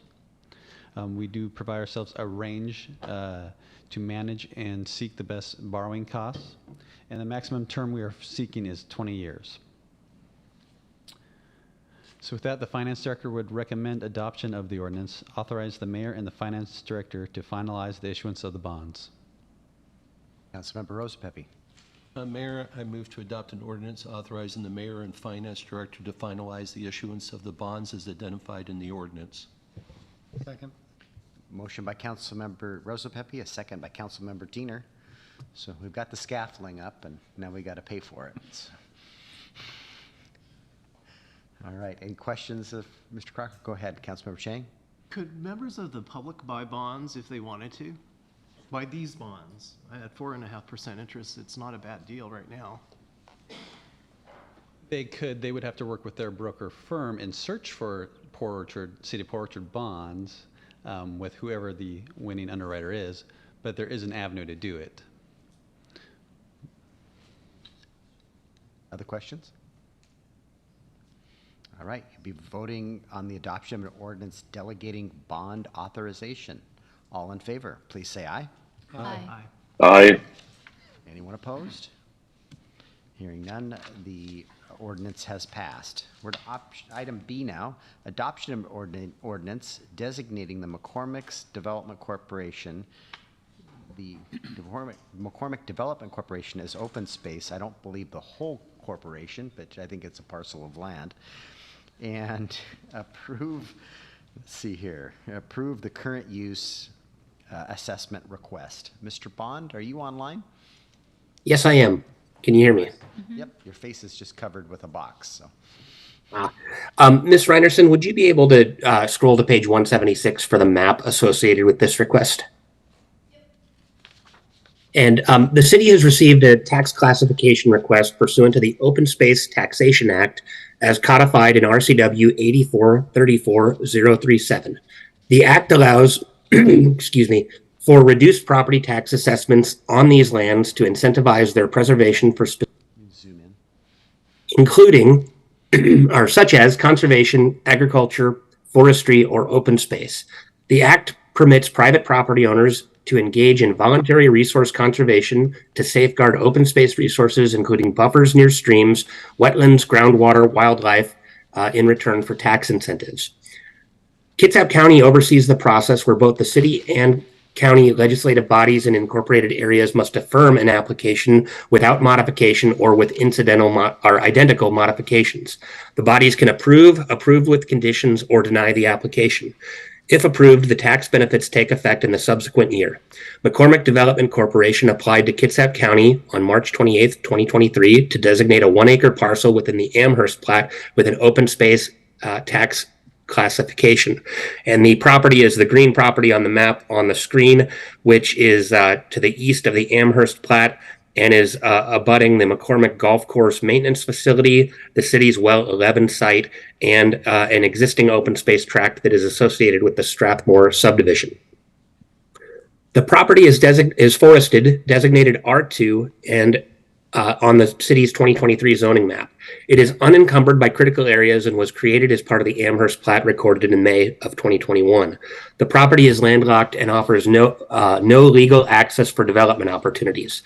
The property adjoins an open space tract associated with the Strathmore subdivision immediately to the east of the subject property.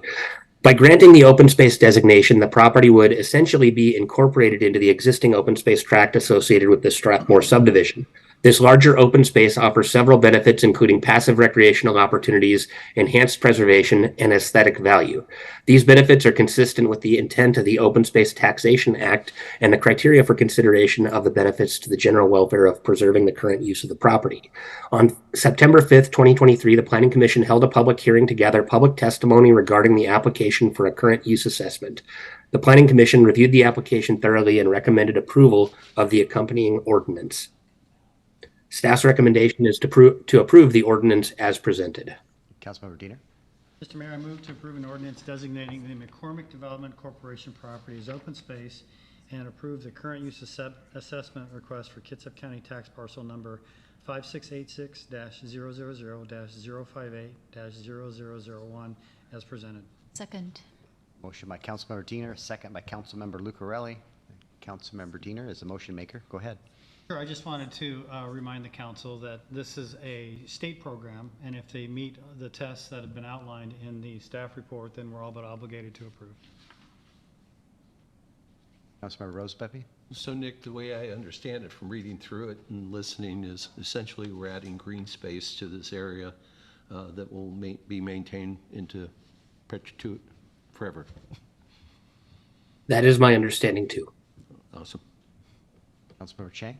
Nick, do you know anything about the property to the north of it with the number 073-00? Who owns that? That's the open space. That is on, yeah, that's the HOA's open space tract. So it's the HOA's space. And this is McCormick Corp space, sir. Okay. Yes. And for And all we don't intents have and a choice, we have to approve it. For all intents and purposes, the two are being added together for a larger open space. It was offered to us. We don't, there wasn't, because it's next to our well. We can't develop it or use it or get to it, so And it's does- little didn't- use. It was of no use to us. Yeah. Yeah. Other questions or comments? It makes sense. I just think it's important to add to the open space that we have out there already, so it's a no-brainer in my mind. Right. With that, you'll be voting on an ordinance designating tract of land as open space and approve the current use assessment request. All in favor, please say aye. Aye. Aye. Anyone opposed? Hearing none, the ordinance passes. We're to item C, adoption of a resolution approving a preferred design alternative for the Bethel Phase 1 project. Mr. Hammer, this is you. City staff and consultant Shekar Jewell have developed a design alternatives for the Bethel Phase 1 street improvement project. Phase 1 consists of a segment of Bethel Avenue from Blueberry to Salmonberry, including improvements to both intersections. A corridor study was completed in 2018, and subsequently, Bethel corridor projects were programmed in the Transportation Improvement Plan adopted by City Council. Surveying, environmental review, traffic analysis, and preliminary design have been undertaken to verify proof of concept and develop design alternatives consistent with the project as set out in the Transportation Improvement Plan. The developed design alternatives were presented to Transportation Committee on July 25th, 2023, and then to City Council on August 8th, 2023. In addition, the council presentation on August 8th, further outreach was conducted using a story map and survey posted on the project page of the city's website. The proposed design alternatives for the project were also publicly disseminated using the city's email listserv and social media accounts. Staff reviewed the public input solicited from outreach received prior to September 18th and council's feedback from the July 25th and August 8th meetings. In response, the consultant and staff design team have developed a recommendation for a preferred alternative. Staff requests council input in the form of an approval of design alternative as the project moves forward prior to the expenditure of funds for continuing the design effort. I guess lastly, I'd point out what we're asking you to approve is what you saw in the presentation today on that last slide.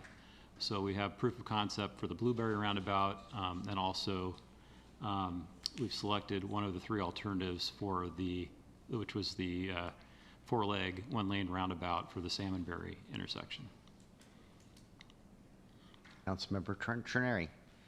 Mr. Mayor, I move to adopt a resolution approving the design team's recommended preferred alternative as presented at tonight's council meeting. Second. Motion by Councilmember Trenary, second by Councilmember Rosapepe, and that preferred alternative, as was spoke to, is the four-leg, single-leg roundabout. We know that there's still work to be done on the, what is the? Cross-section. The cross-section, and we'll be back to share the outreach, and we need to talk to the fire department and find out what they'd like to see there, because last thing we want to do is advance this design and then find out it doesn't work for them. So we got some work to do on that front yet still. May I ask a question? No, sir. So yeah, I'm sorry that End of the meeting. Yeah, at the end of the meeting, there's a public comment period. With that, any other questions of staff before we vote? A motion on- Councilmember Clausen has his hand raised. Okay, Councilmember Clausen, go ahead.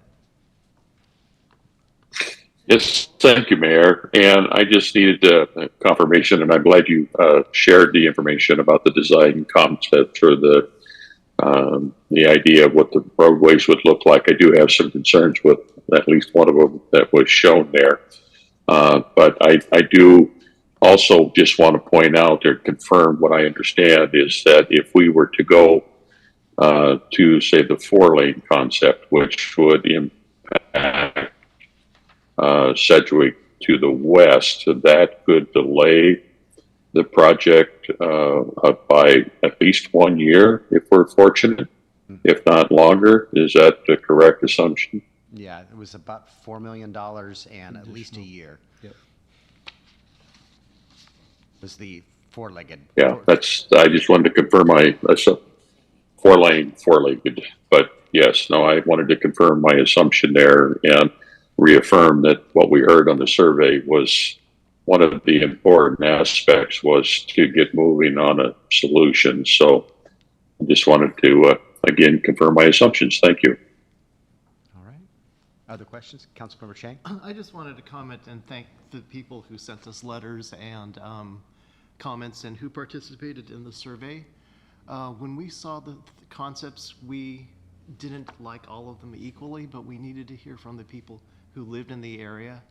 And so for those of you on Salmonberry who wrote in, sort of confirming what we wondered about, I thank you for your participation and letting us know how you felt. Over 300 participants in a survey is very good. So wish we had more, but that's good results for a survey. All right. Any other questions or comments? With that, you'll be voting on a resolution approving the preferred design alternative for the Bethel Phase 1 project. All in favor, please say aye. Aye. Anyone opposed? Aye.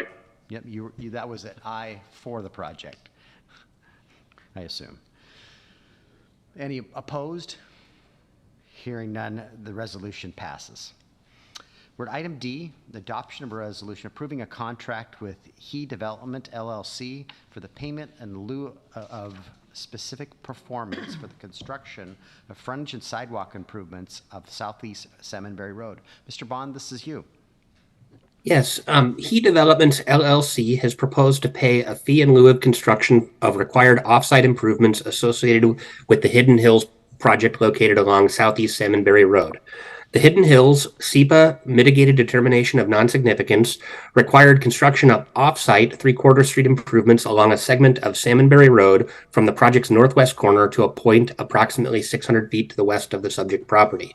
The improvements require 14 feet of pavement along the northern half of the segment's entirety and an 11-foot travel lane, 5-foot bicycle lane, curb and gutter, and a 6-foot wide sidewalk along the entirety of the segment's southern half. These improvements connect to the city's planned roundabout at the intersection of Bethel Road and Salmonberry.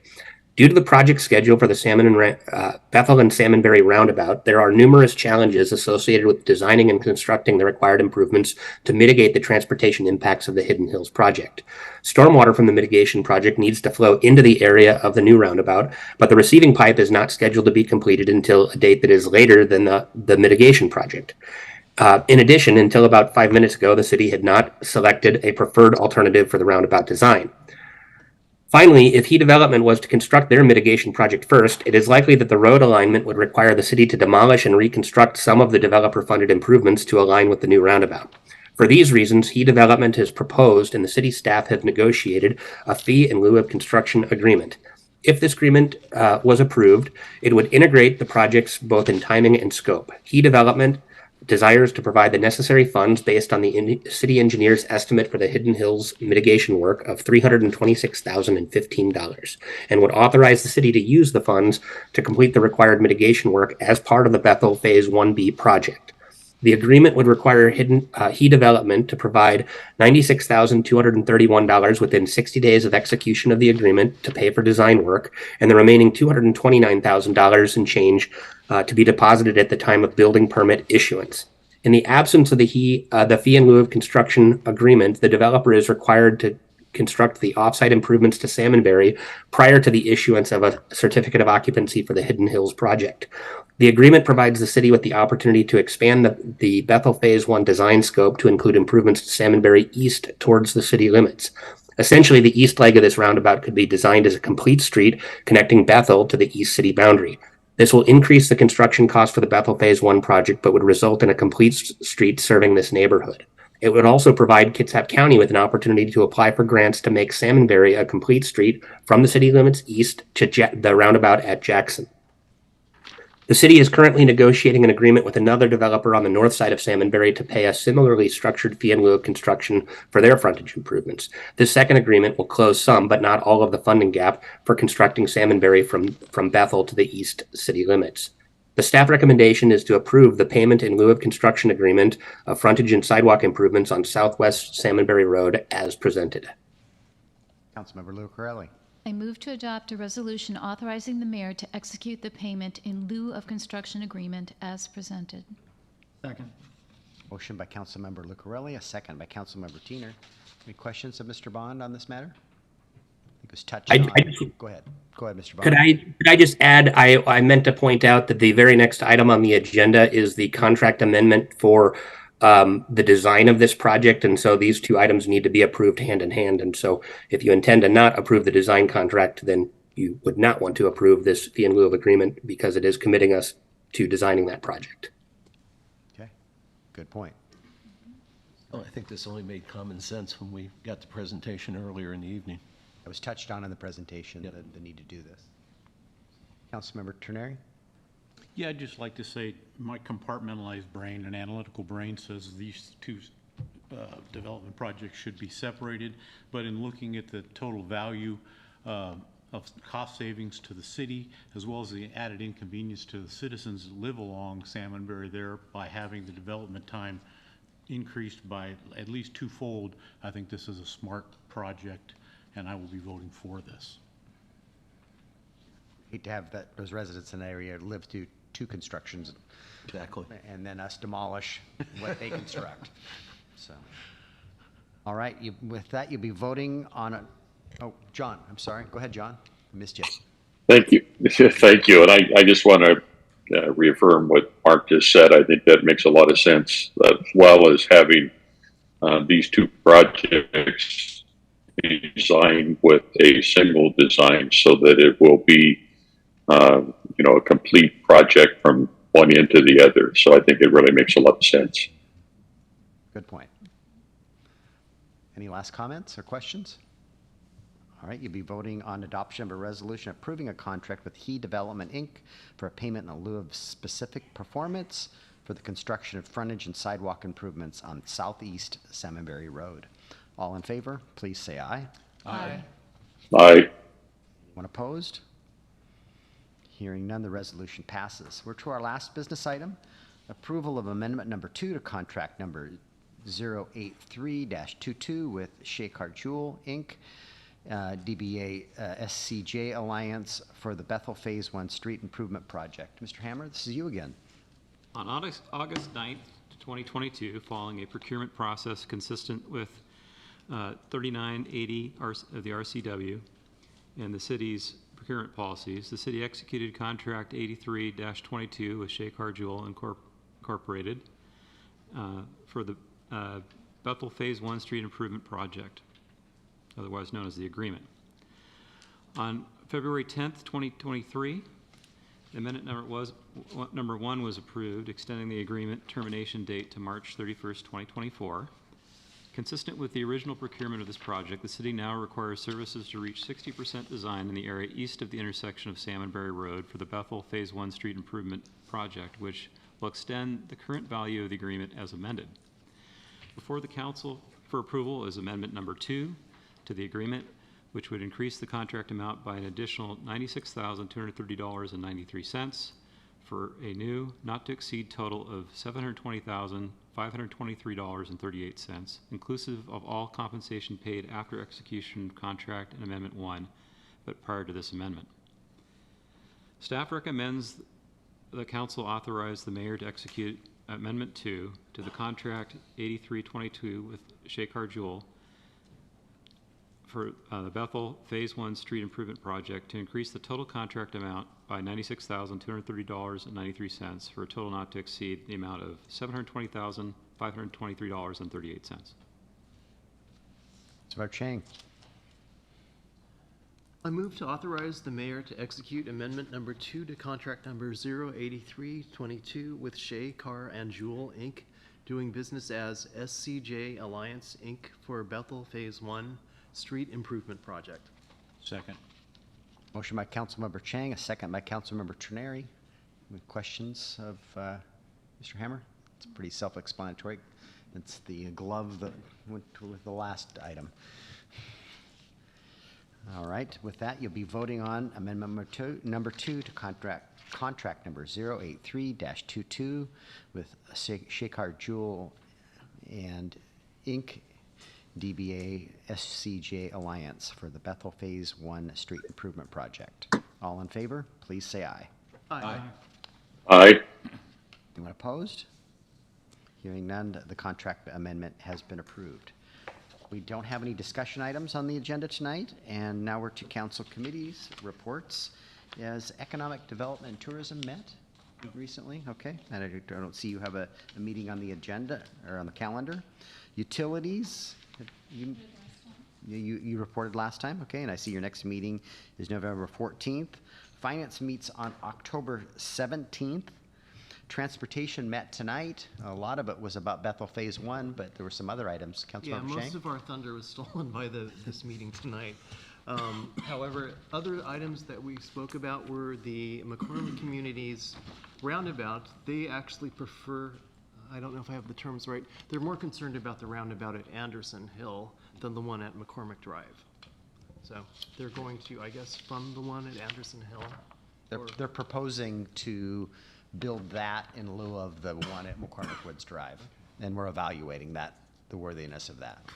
And the committee agreed that Anderson Hill was more pressing as a location because it's near a curve than McCormick Drive, so we blessed it.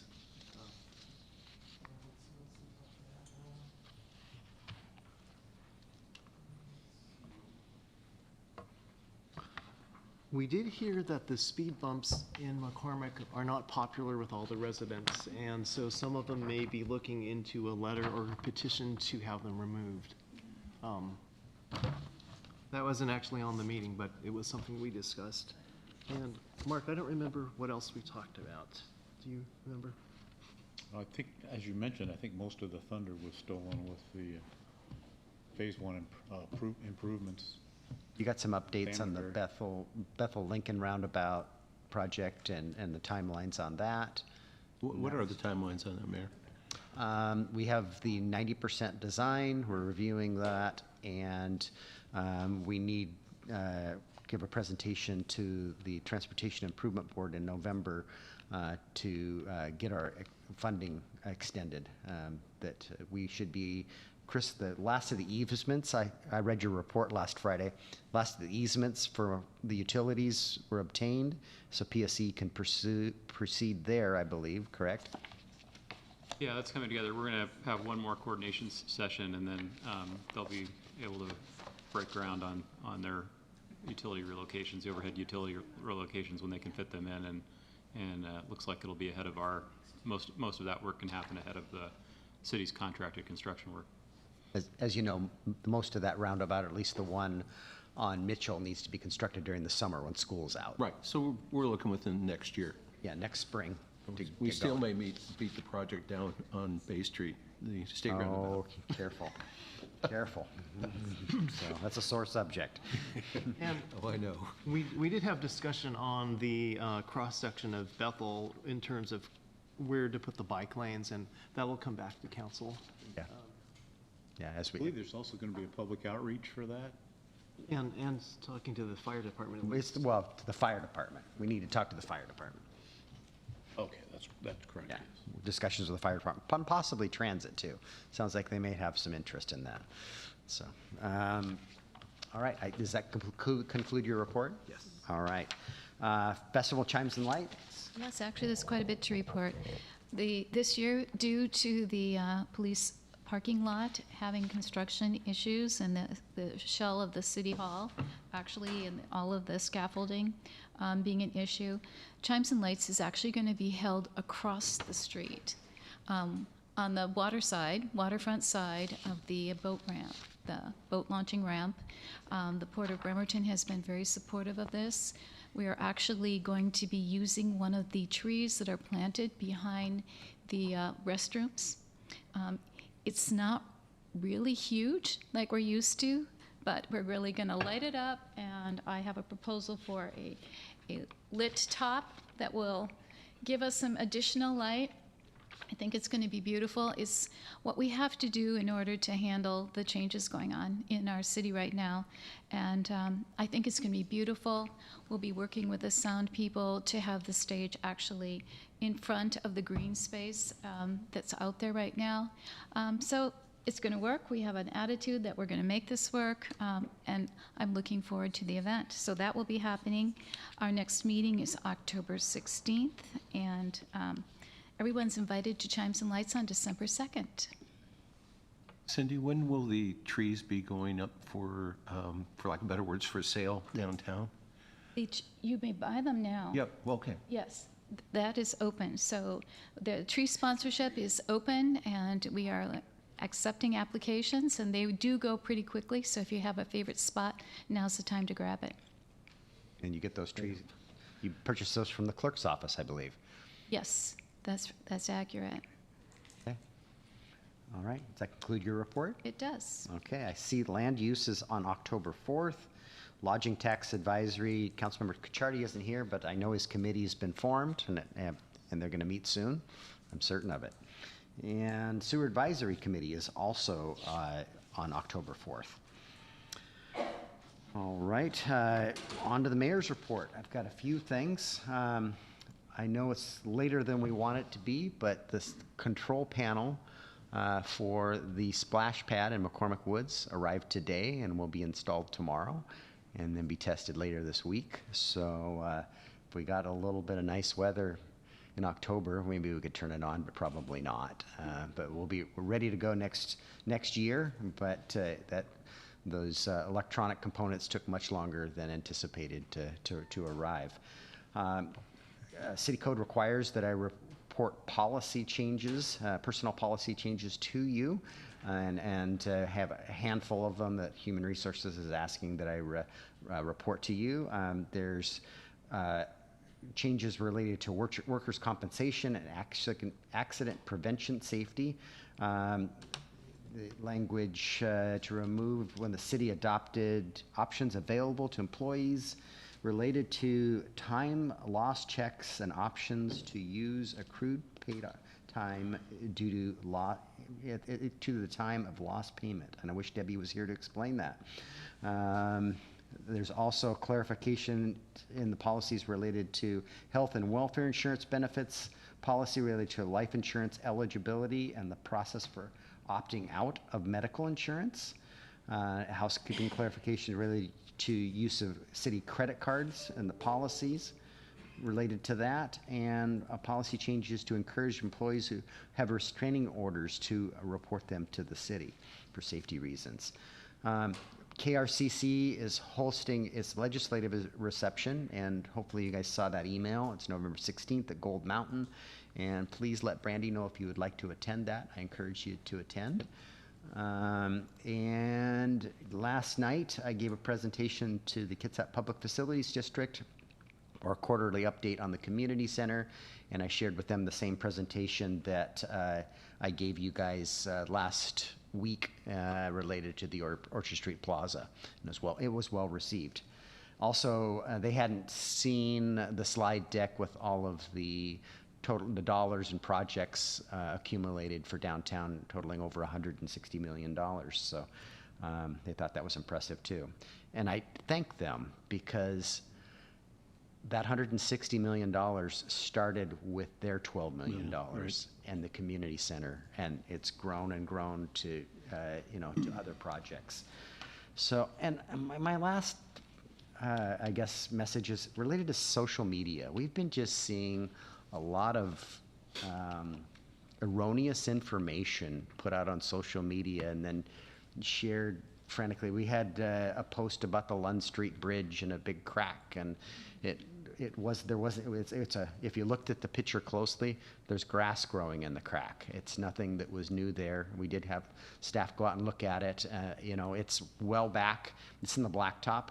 The bridge deck is concrete, so it's well back of the bridge, and we were aware of it, and it's a future maintenance item. But and I've saw a couple of, and I don't know who writes these articles, but I've seen a couple articles about Port Orchard being one of the worst places to live, and it was number 2 on this list. And it said the reasons were that all of the vacant homes and lack of and then unemployment and lack of jobs, and the houses are being bought up as fast as they can be. But we have a housing crisis, and there's a worker shortage. Actually, there isn't a lack of unemployment. So I don't know where this stuff comes from, but then the headline from that gets shared all over on social media. So I guess be careful where you get your information, and I guess don't believe everything that you read online is my advice. So that ends my mayor's report. Dennis Ryan's here, day 2 on the job. All right. I gave him a tour of the finance side of the building at one point today and introduced him to people. So Dennis, how's it going? And I doubt that you have a report to us on much of anything. Thank you. Good evening, Mayor, council members. I have nothing new to report to you tonight, other than I'm very excited to be here, and I'm looking very much forward to the opportunity. Thank you, Dennis. Mr. Crocker, do you have anything to report? I just want to report to the council that we are fully engaged in our mid-biennial review. I'll be meeting with the mayor next week. We are gathering the information from our directors, and so we'll discuss the mayor and then bring it to the finance committee on the 17th. Chris, you were about half the agenda tonight, so anything more to report? No, I just appreciate everybody's support, and we're getting busier and busier in transportation, so. Yeah. All right. And Ms. Wallace. Yes, Lodging Tax Committee has been formed, and I'm sending out an email tomorrow to gather a date for the committee to get together and review the applications. I did leave the applications open for 30 days. Those closed yesterday, and we received 10 applications with approximately $175,000, and as you may recall, the budgeted amount for 2024 is $100,000. So the committee has some tough work to do ahead of them, and we'll be back before you guys hopefully in early November for you guys to review and include as part of the biennial budget. That's all I have. Right. Mr. Bond, do you have anything to report? Yeah, 2 announcements. Last week, I did send out an update on single-family building permit activity, and I just wanted to share for the public's benefit that year to date, we've received 338 single-family building permits for new homes in Port Orchard, and we're having trouble processing all of the permit volume that is coming in. But to date, we've issued 181. Some of the 181 would have been submitted late last year and then issued in this year. It takes about 2 months usually to turn around a permit. And just for comparison, in 2022, we ended the year having issued 319 single-family building permits. And the other big announcement, the Building Code Council for the state of Washington has delayed again the implementation of the new building codes. And so now we have to bring you an ordinance sometime in October, deferring adoption of the new codes until March. And so look forward to that next month. And of course, that means that we'll have a whole nother surge of builders trying to get in building permits before the codes change again next spring. So that's all. So we're to our second citizen comment period. Is there anyone wishing to address the council this evening? Go ahead, sir. Can you hear me from here? Maybe if the clerk could take the microphone back to you. How's that work for you? And if you could just identify yourself for the record. My name is Jamin Mason, been a citizen here my whole life, 43 years. Good evening, City Council members. I am here tonight to ask you to consider endorsing and participating in our National Week Without Driving Challenge. If you can drive or afford a car, you may not know what it is like to rely on walking, rolling, transit, or asking for rides. But for nearly a third of the people in the U.S., people with disabilities, seniors, young people, and people who can't afford a vehicle, that is our normal. Disability Rights Washington created a week without driving in 2021 so that elected leaders and policymakers can experience the barriers non-drivers face in accessing our communities. This year, the challenge is going national. How this works is that you can get around however you wish. Other than driving a car, you can walk, ride a bike, take public transit or ask someone to give you a ride. If you're agile enough, you could use a skateboard, a hoverboard, or a scooter. Please wear a helmet. This is about opening up your empathetic eyes and taking it on obstacles that normally wouldn't affect you so that you can see life through the eyes of your handy-able neighbor that lives next door. Obviously, it's easier to give up your keys if you can afford to live in a walkable area well served by public transit, or if you can outsource your driving and other transportation and delivery needs to other people. If you ask someone else to drive you, think about what you would owe them and whether you felt you needed to repay them by, say, doing the dishes. If there are taxis or ride-hailing apps and you use them, think about how that cost would affect your decision to take this trip if this was a regularly your only option. This is not about guilt or shame. Having to drive during the challenge does not mean failure, though it is an opportunity to consider how someone without that option may have coped. And if you can't do it for a whole week, say just only a day or two, try it for only a day or two. We know it's hard. We hope you will consider participating either individually or as a city council. You could issue a proclamation like Governor Inslee did last year. My email is in the chat, so please reach out if you'd like any more information, including how to sign up or about obtaining a copy of the governor's proclamation. I'm happy to answer any questions you may have, either now or after the meeting. Thank you for your time and consideration concerning this pressing issue. It'll be on the 2nd and 8th of October. We understand this is kind of at the end of it this year, but I'm hoping I just joined the committee and I'm hoping to get to know each one of y'all and be able to push this event hardcore next year to really get some support for this much needed issue. Thank you. Thank you for your comments, and you'd be happy to know that earlier today I did post a proclamation in support of this event. So it already happened. Thank you. So, but Awesome. thank you for bringing that awareness. Yes, sir. Nicely presented, thank you. All right, others wishing to address the council, go ahead, sir.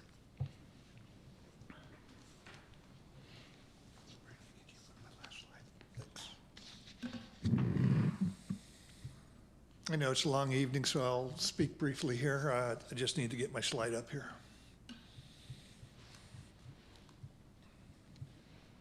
We already forgot your name. I'm Jeff Daly. Okay, I'd like to give my final thoughts when it comes up on the South Kitsap School District bond request. Okay, there we go. So real quickly, issues await the school district. Going to have upcoming technology and O&M levies that will come following the bond. Always a discussion on electric school buses in Washington. In 2035, this is one of the current governor's initiatives. The district does not have the power even for the high school, so it certainly does not have the power. And it's going to have to look at the power. That's going to be a cost. The other buildings we've talked about are not addressed.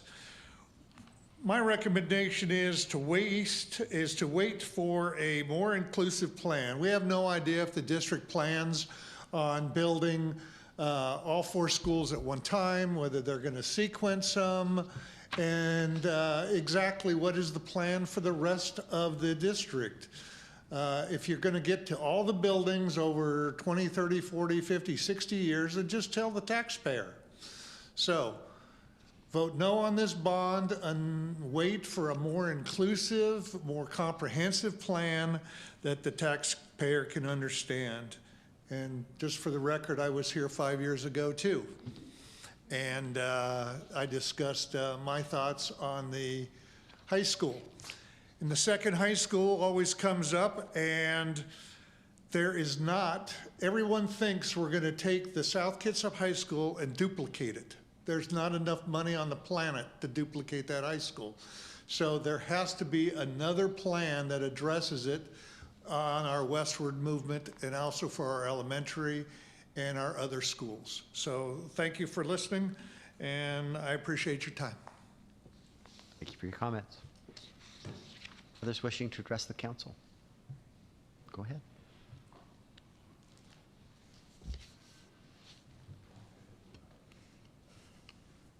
My name is Rhonda Edwards. I was interested in what Amy Miller and Mr. Winters had to say. I was hoping that they would actually come with some answers, because the topics that we've brought up and the complaints that we've had and the questions that we've asked has remained unanswered. And sometimes it's what people don't say that is important. What he didn't say is that they have received any input whatsoever at all from any county department regarding all of the environmental details of these properties that they assume they can build on. And these are, this is a concern that has been brought up the last 4 months. So, he has not addressed that, not once. And his chairperson on the board, Jeff Wilson, actually claimed at a meeting that they had done a complete feasibility study, which turned out to be an outright lie. Also, he didn't state that between South Colby School and Olalla Valley School, the district owns 15 acres, that they could actually build one new school on that 15 acres, and it does not have any environmental concerns. So I don't know why they haven't considered that. He also did not talk about the costs that were allocated for overages. That has been asked over and over again. Is it 30%, 40%, 15%? That should be an easy thing for him to answer. He also didn't address that the enrollment has decreased significantly. Last count was 1,052 less students. I know the state of Washington has decreased in 46,000 students. They have not addressed what they're going to do to bring that enrollment up, or if they've ever surveyed the parents that left to see what we could do to bring them back. Another thing he didn't discuss is that, we have less children coming into our district. The birth rates are actually down. People are choosing to remain, childless because of their concerns of, the world today. He also didn't mention that the public meetings were not advertised. I went to the public meetings. The last one I went to, I was the only citizen taxpayer at the meeting. The only other person there was the newspaper, Elijah. So, I think the public should go to kitsapgov.com. They can look up the address or the parcel number of the schools. They can go to GIS mapping. They can see all the environmental concerns that have been brought up that are valid concerns that he refuses to address. And thank you very much. Your comment. Yes, sir. Mr. Mayor, City Council, thanks again for allowing me to comment. So I had the opportunity to talk with Mr. Winter's representative outside there for a few minutes, and I specifically asked them if they have any notional schedule, plan of action, milestones, etc. She said they have what they have on their website, which is an overall picture of what each individual project's going to cost, dollar figure, which is okay. And you would think that something this complex and asking the public to fund a $271 million bond with all the risk involved in this, because everyone knows that things don't go according to plan. There's always got to be some float in a schedule to prepare for unexpected things to come up and challenges you face when you're doing something this substantive. They don't have it. If you were going to build a house, you'd have to have a plan to show what you're going to do. You're going to put a foundation and get the land evaluated, sewer, electricity, water running in, put the foundation, et cetera, et cetera. I want to elaborate more on that. But for something this expansive and costly, and with the prime contractor doing work in parallel, you would think that a planning commission would put this together. It's not that hard if you did your homework and you know what you want to do. And then you could track the cost. It's like you look at the swimming pool. Okay, they had a project, they had a prime contractor give a bid and say, here's what I'm going to go do. And then here you go, you're going along and you're spending money and your progress isn't where your expenditures are. And that's what the public's worried about. Just like you and me and everyone else in this room is when I want to do something, I commit to a price. I should stay focused on what I need to get done in a specific amount of time. And thank you for giving me the opportunity tonight. Thank you. Thank you for your comment.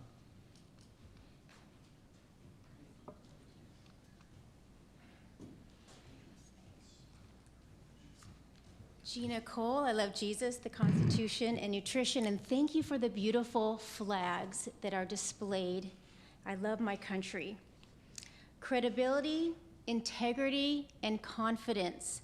That is what the vote is going to come down to the bond. And the people that I talk to as a PCO and a community member are not confident in the integrity of the finances with the bond.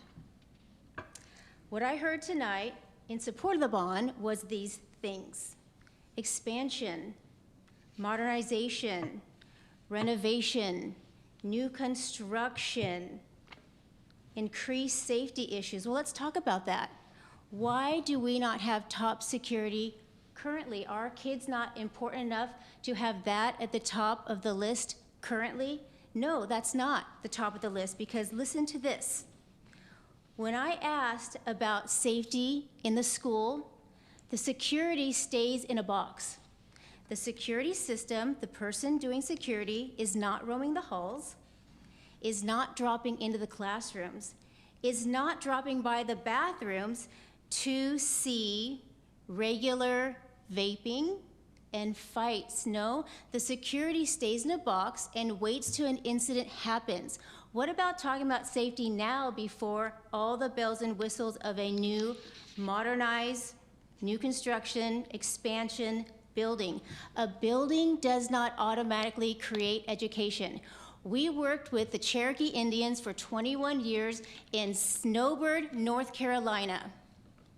And if they were the community that would have top-notch graduate educated students, it'd be them. You know why? Because they have a ton of money, excellent buildings, and all the bells and whistles. But that does not produce education. Education comes from a love of learning, discipline, boundaries, respect for parents, respect for teachers, and that is not happening whether you put a new building in or have kids in a trailer. I could teach a kid to read under a tree, and I have in Kenya, Africa, with phonics. Why don't we have good reading scores and good math scores with the current buildings? That would give our community confidence to support a bond. But why do we send our kids to school? Education. And that was not talked about tonight. We have 30% of third graders who cannot read at a standard level. How are they going to make it into a job and be our next future leaders? We have 40% of fourth graders not able to meet math standards. I don't care if you get a new building. That does not create top-notch education. So I'm going to continue to vote no on the bond and advocate for that, because I'm not going to continue voting in academic failure, even though we have a world-class pool. Anyone else wishing to address the council? Step to the microphone.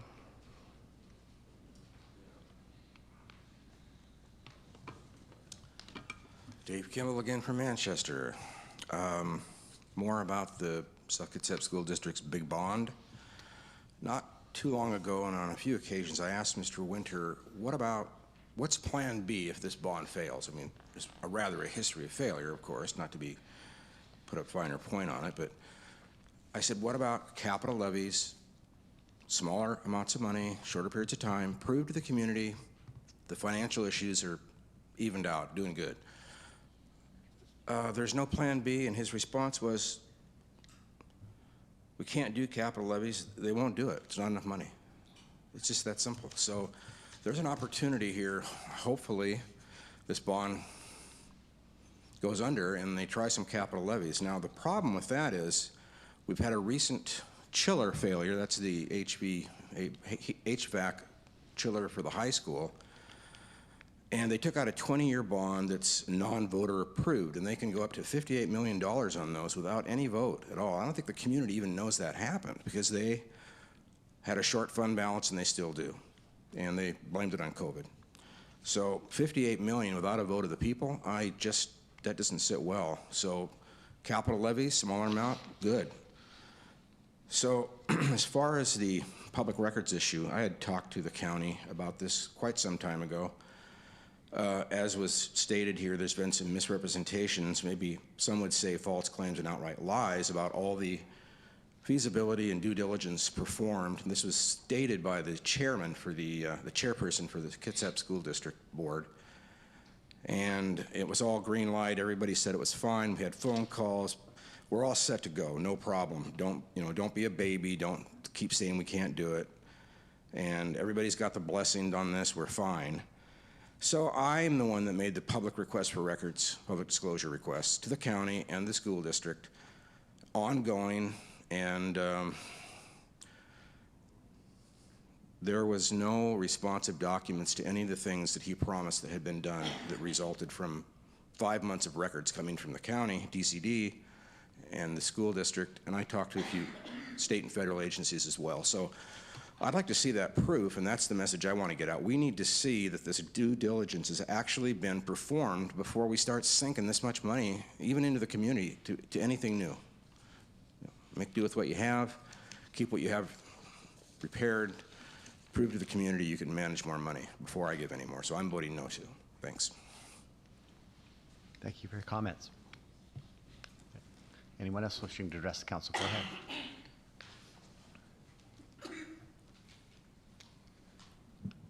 Good evening. Jamie Cross, lifelong Port Orchard resident, third generation. My great-great-great-grandmother actually was the last living resident of the Sydney Hotel. Spent a lot of time down there as a kid. It was a really neat place.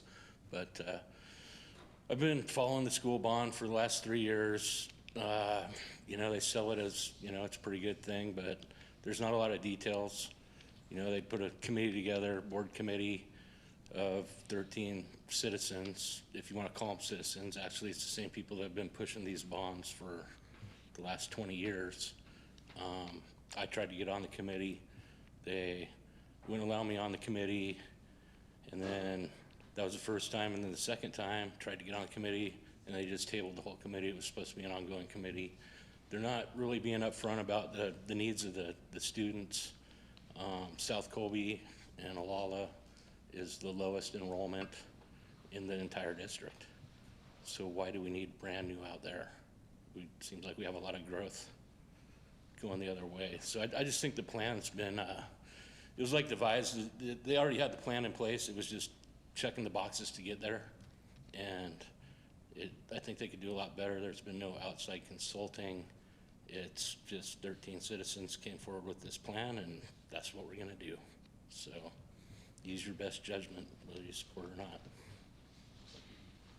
Thank you for your comment. Yes, sir, go ahead. Yes, go ahead.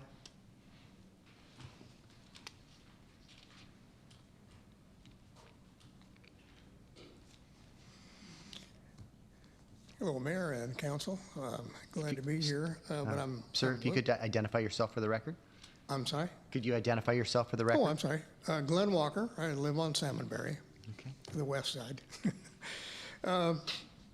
I'm a little bit confused. My hearing aids aren't serving me very well tonight, and that vote, was that on the three-legged or the four-legged? It was on the four-legged.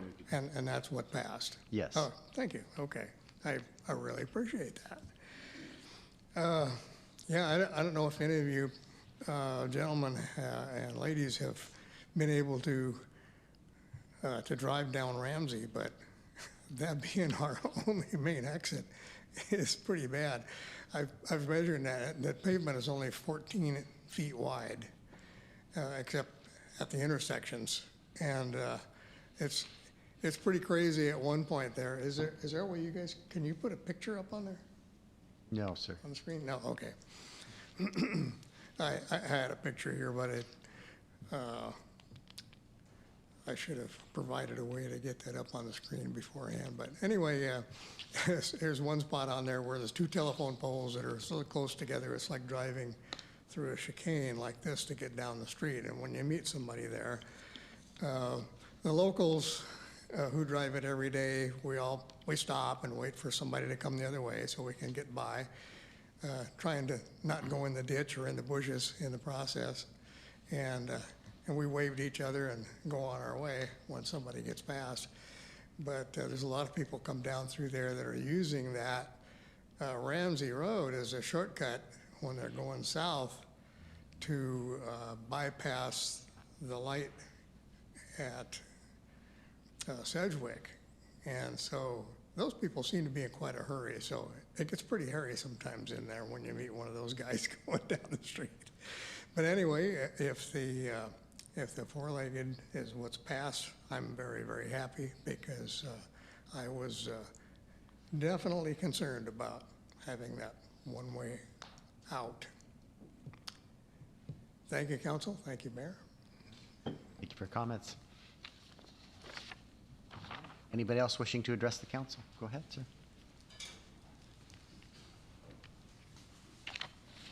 Hey, sir. John Bass, Mr. Mayor, Council. Thank you, guys. I appreciate your guys' transparency and what you do. Can I give them a? Just provide it to the clerk. She'll Okay. get it to the council members. I'm just gonna go through it so you can see it. I'm just hoping someone up here is your action item individual. I live on Siskin Circle. If you guys are familiar with Siskin, it's like the #1 place to go trick-or-treating in the county. It's safe, it's fun, we give out too much candy. Anyway, across the street from my house, I returned from dropping my second child off at college. They've painted the curb yellow. So your public works gentleman can get down to the retention pond. That's the same route they've taken for the past 15 years. Well, I guess recently it's become more difficult to make that turn and get down there. Well, they visit the retention pond roughly 3 to 5 times a week, and roughly you're down there for about 10 minutes unless they're doing some huge maintenance. Well, that comes out to 43 hours a year, okay? Parking's a premium in our neighborhood. There's too many cars, and it's a big problem. So I'm just asking for maybe just one of you kind of look into it and see if maybe we can just get that 16 feet of curb back. I would really appreciate it. There's 5 families that are affected that share that spot, as you can see in there. And if just simply moving one car down the road or one car up the road causes more overflow and more movement. And again, I feel like I'm wasting your all's time with this because you've been talking about such important issues, but this is, it's driving me crazy. I got a citation for parking there. I'll pay it. Don't come chase me. But it's really just kind of frustrating. You can make the turn very easily. I've been asked by the gentleman to move a couple of times because they are doing work down there, and we don't wait. We don't sit there and argue. We move the vehicle immediately and let them do what they need to do. We've never had an issue. No one in the neighborhood's complaining about the spot as it currently is. And I was really just kind of surprised to see a yellow curb show up like that. But thank you for all you do, the expansion, everything. You guys are doing a fantastic job around the city, and I appreciate you, all of you. Thank you. Thank you. Anyone else wishing to address the council tonight? Someone online? Raised hand? Okay, go ahead. Bring him in, Brandy. Hello, can you hear me? Yes, go ahead. Please identify yourself for the record. My name is Alex Krastowski. Good evening, council members of Port Orchard. I come to you tonight as the Washington State chapter leader for Gays Against Groomers. I come to you as a gay woman, a parent, and a Washington resident. For those who don't know, Gays Against Groomers seeks to protect children from sexualization and indoctrination. There's been a recent addition to the great community of Port Orchard that we find deeply concerning. The Aphrodisia Boutique is a proudly queer and inclusive sex shop. It is so inclusive, in fact, that they proudly state on their website that there is no minimum age for children to enter sex shops. While this is true, they fail to acknowledge that most adult sex shops in Washington state self-regulate by enforcing their own age restrictions. This is not only reasonable, but it is also the moral thing to do. There is nothing wrong with adult stores or community members who wish to give their patronage to Aphrodisia Boutique. It is, however, deeply immoral and unethical to allow children into such a store, let alone be willing to sell their products to children and to have discussions with those children about sex.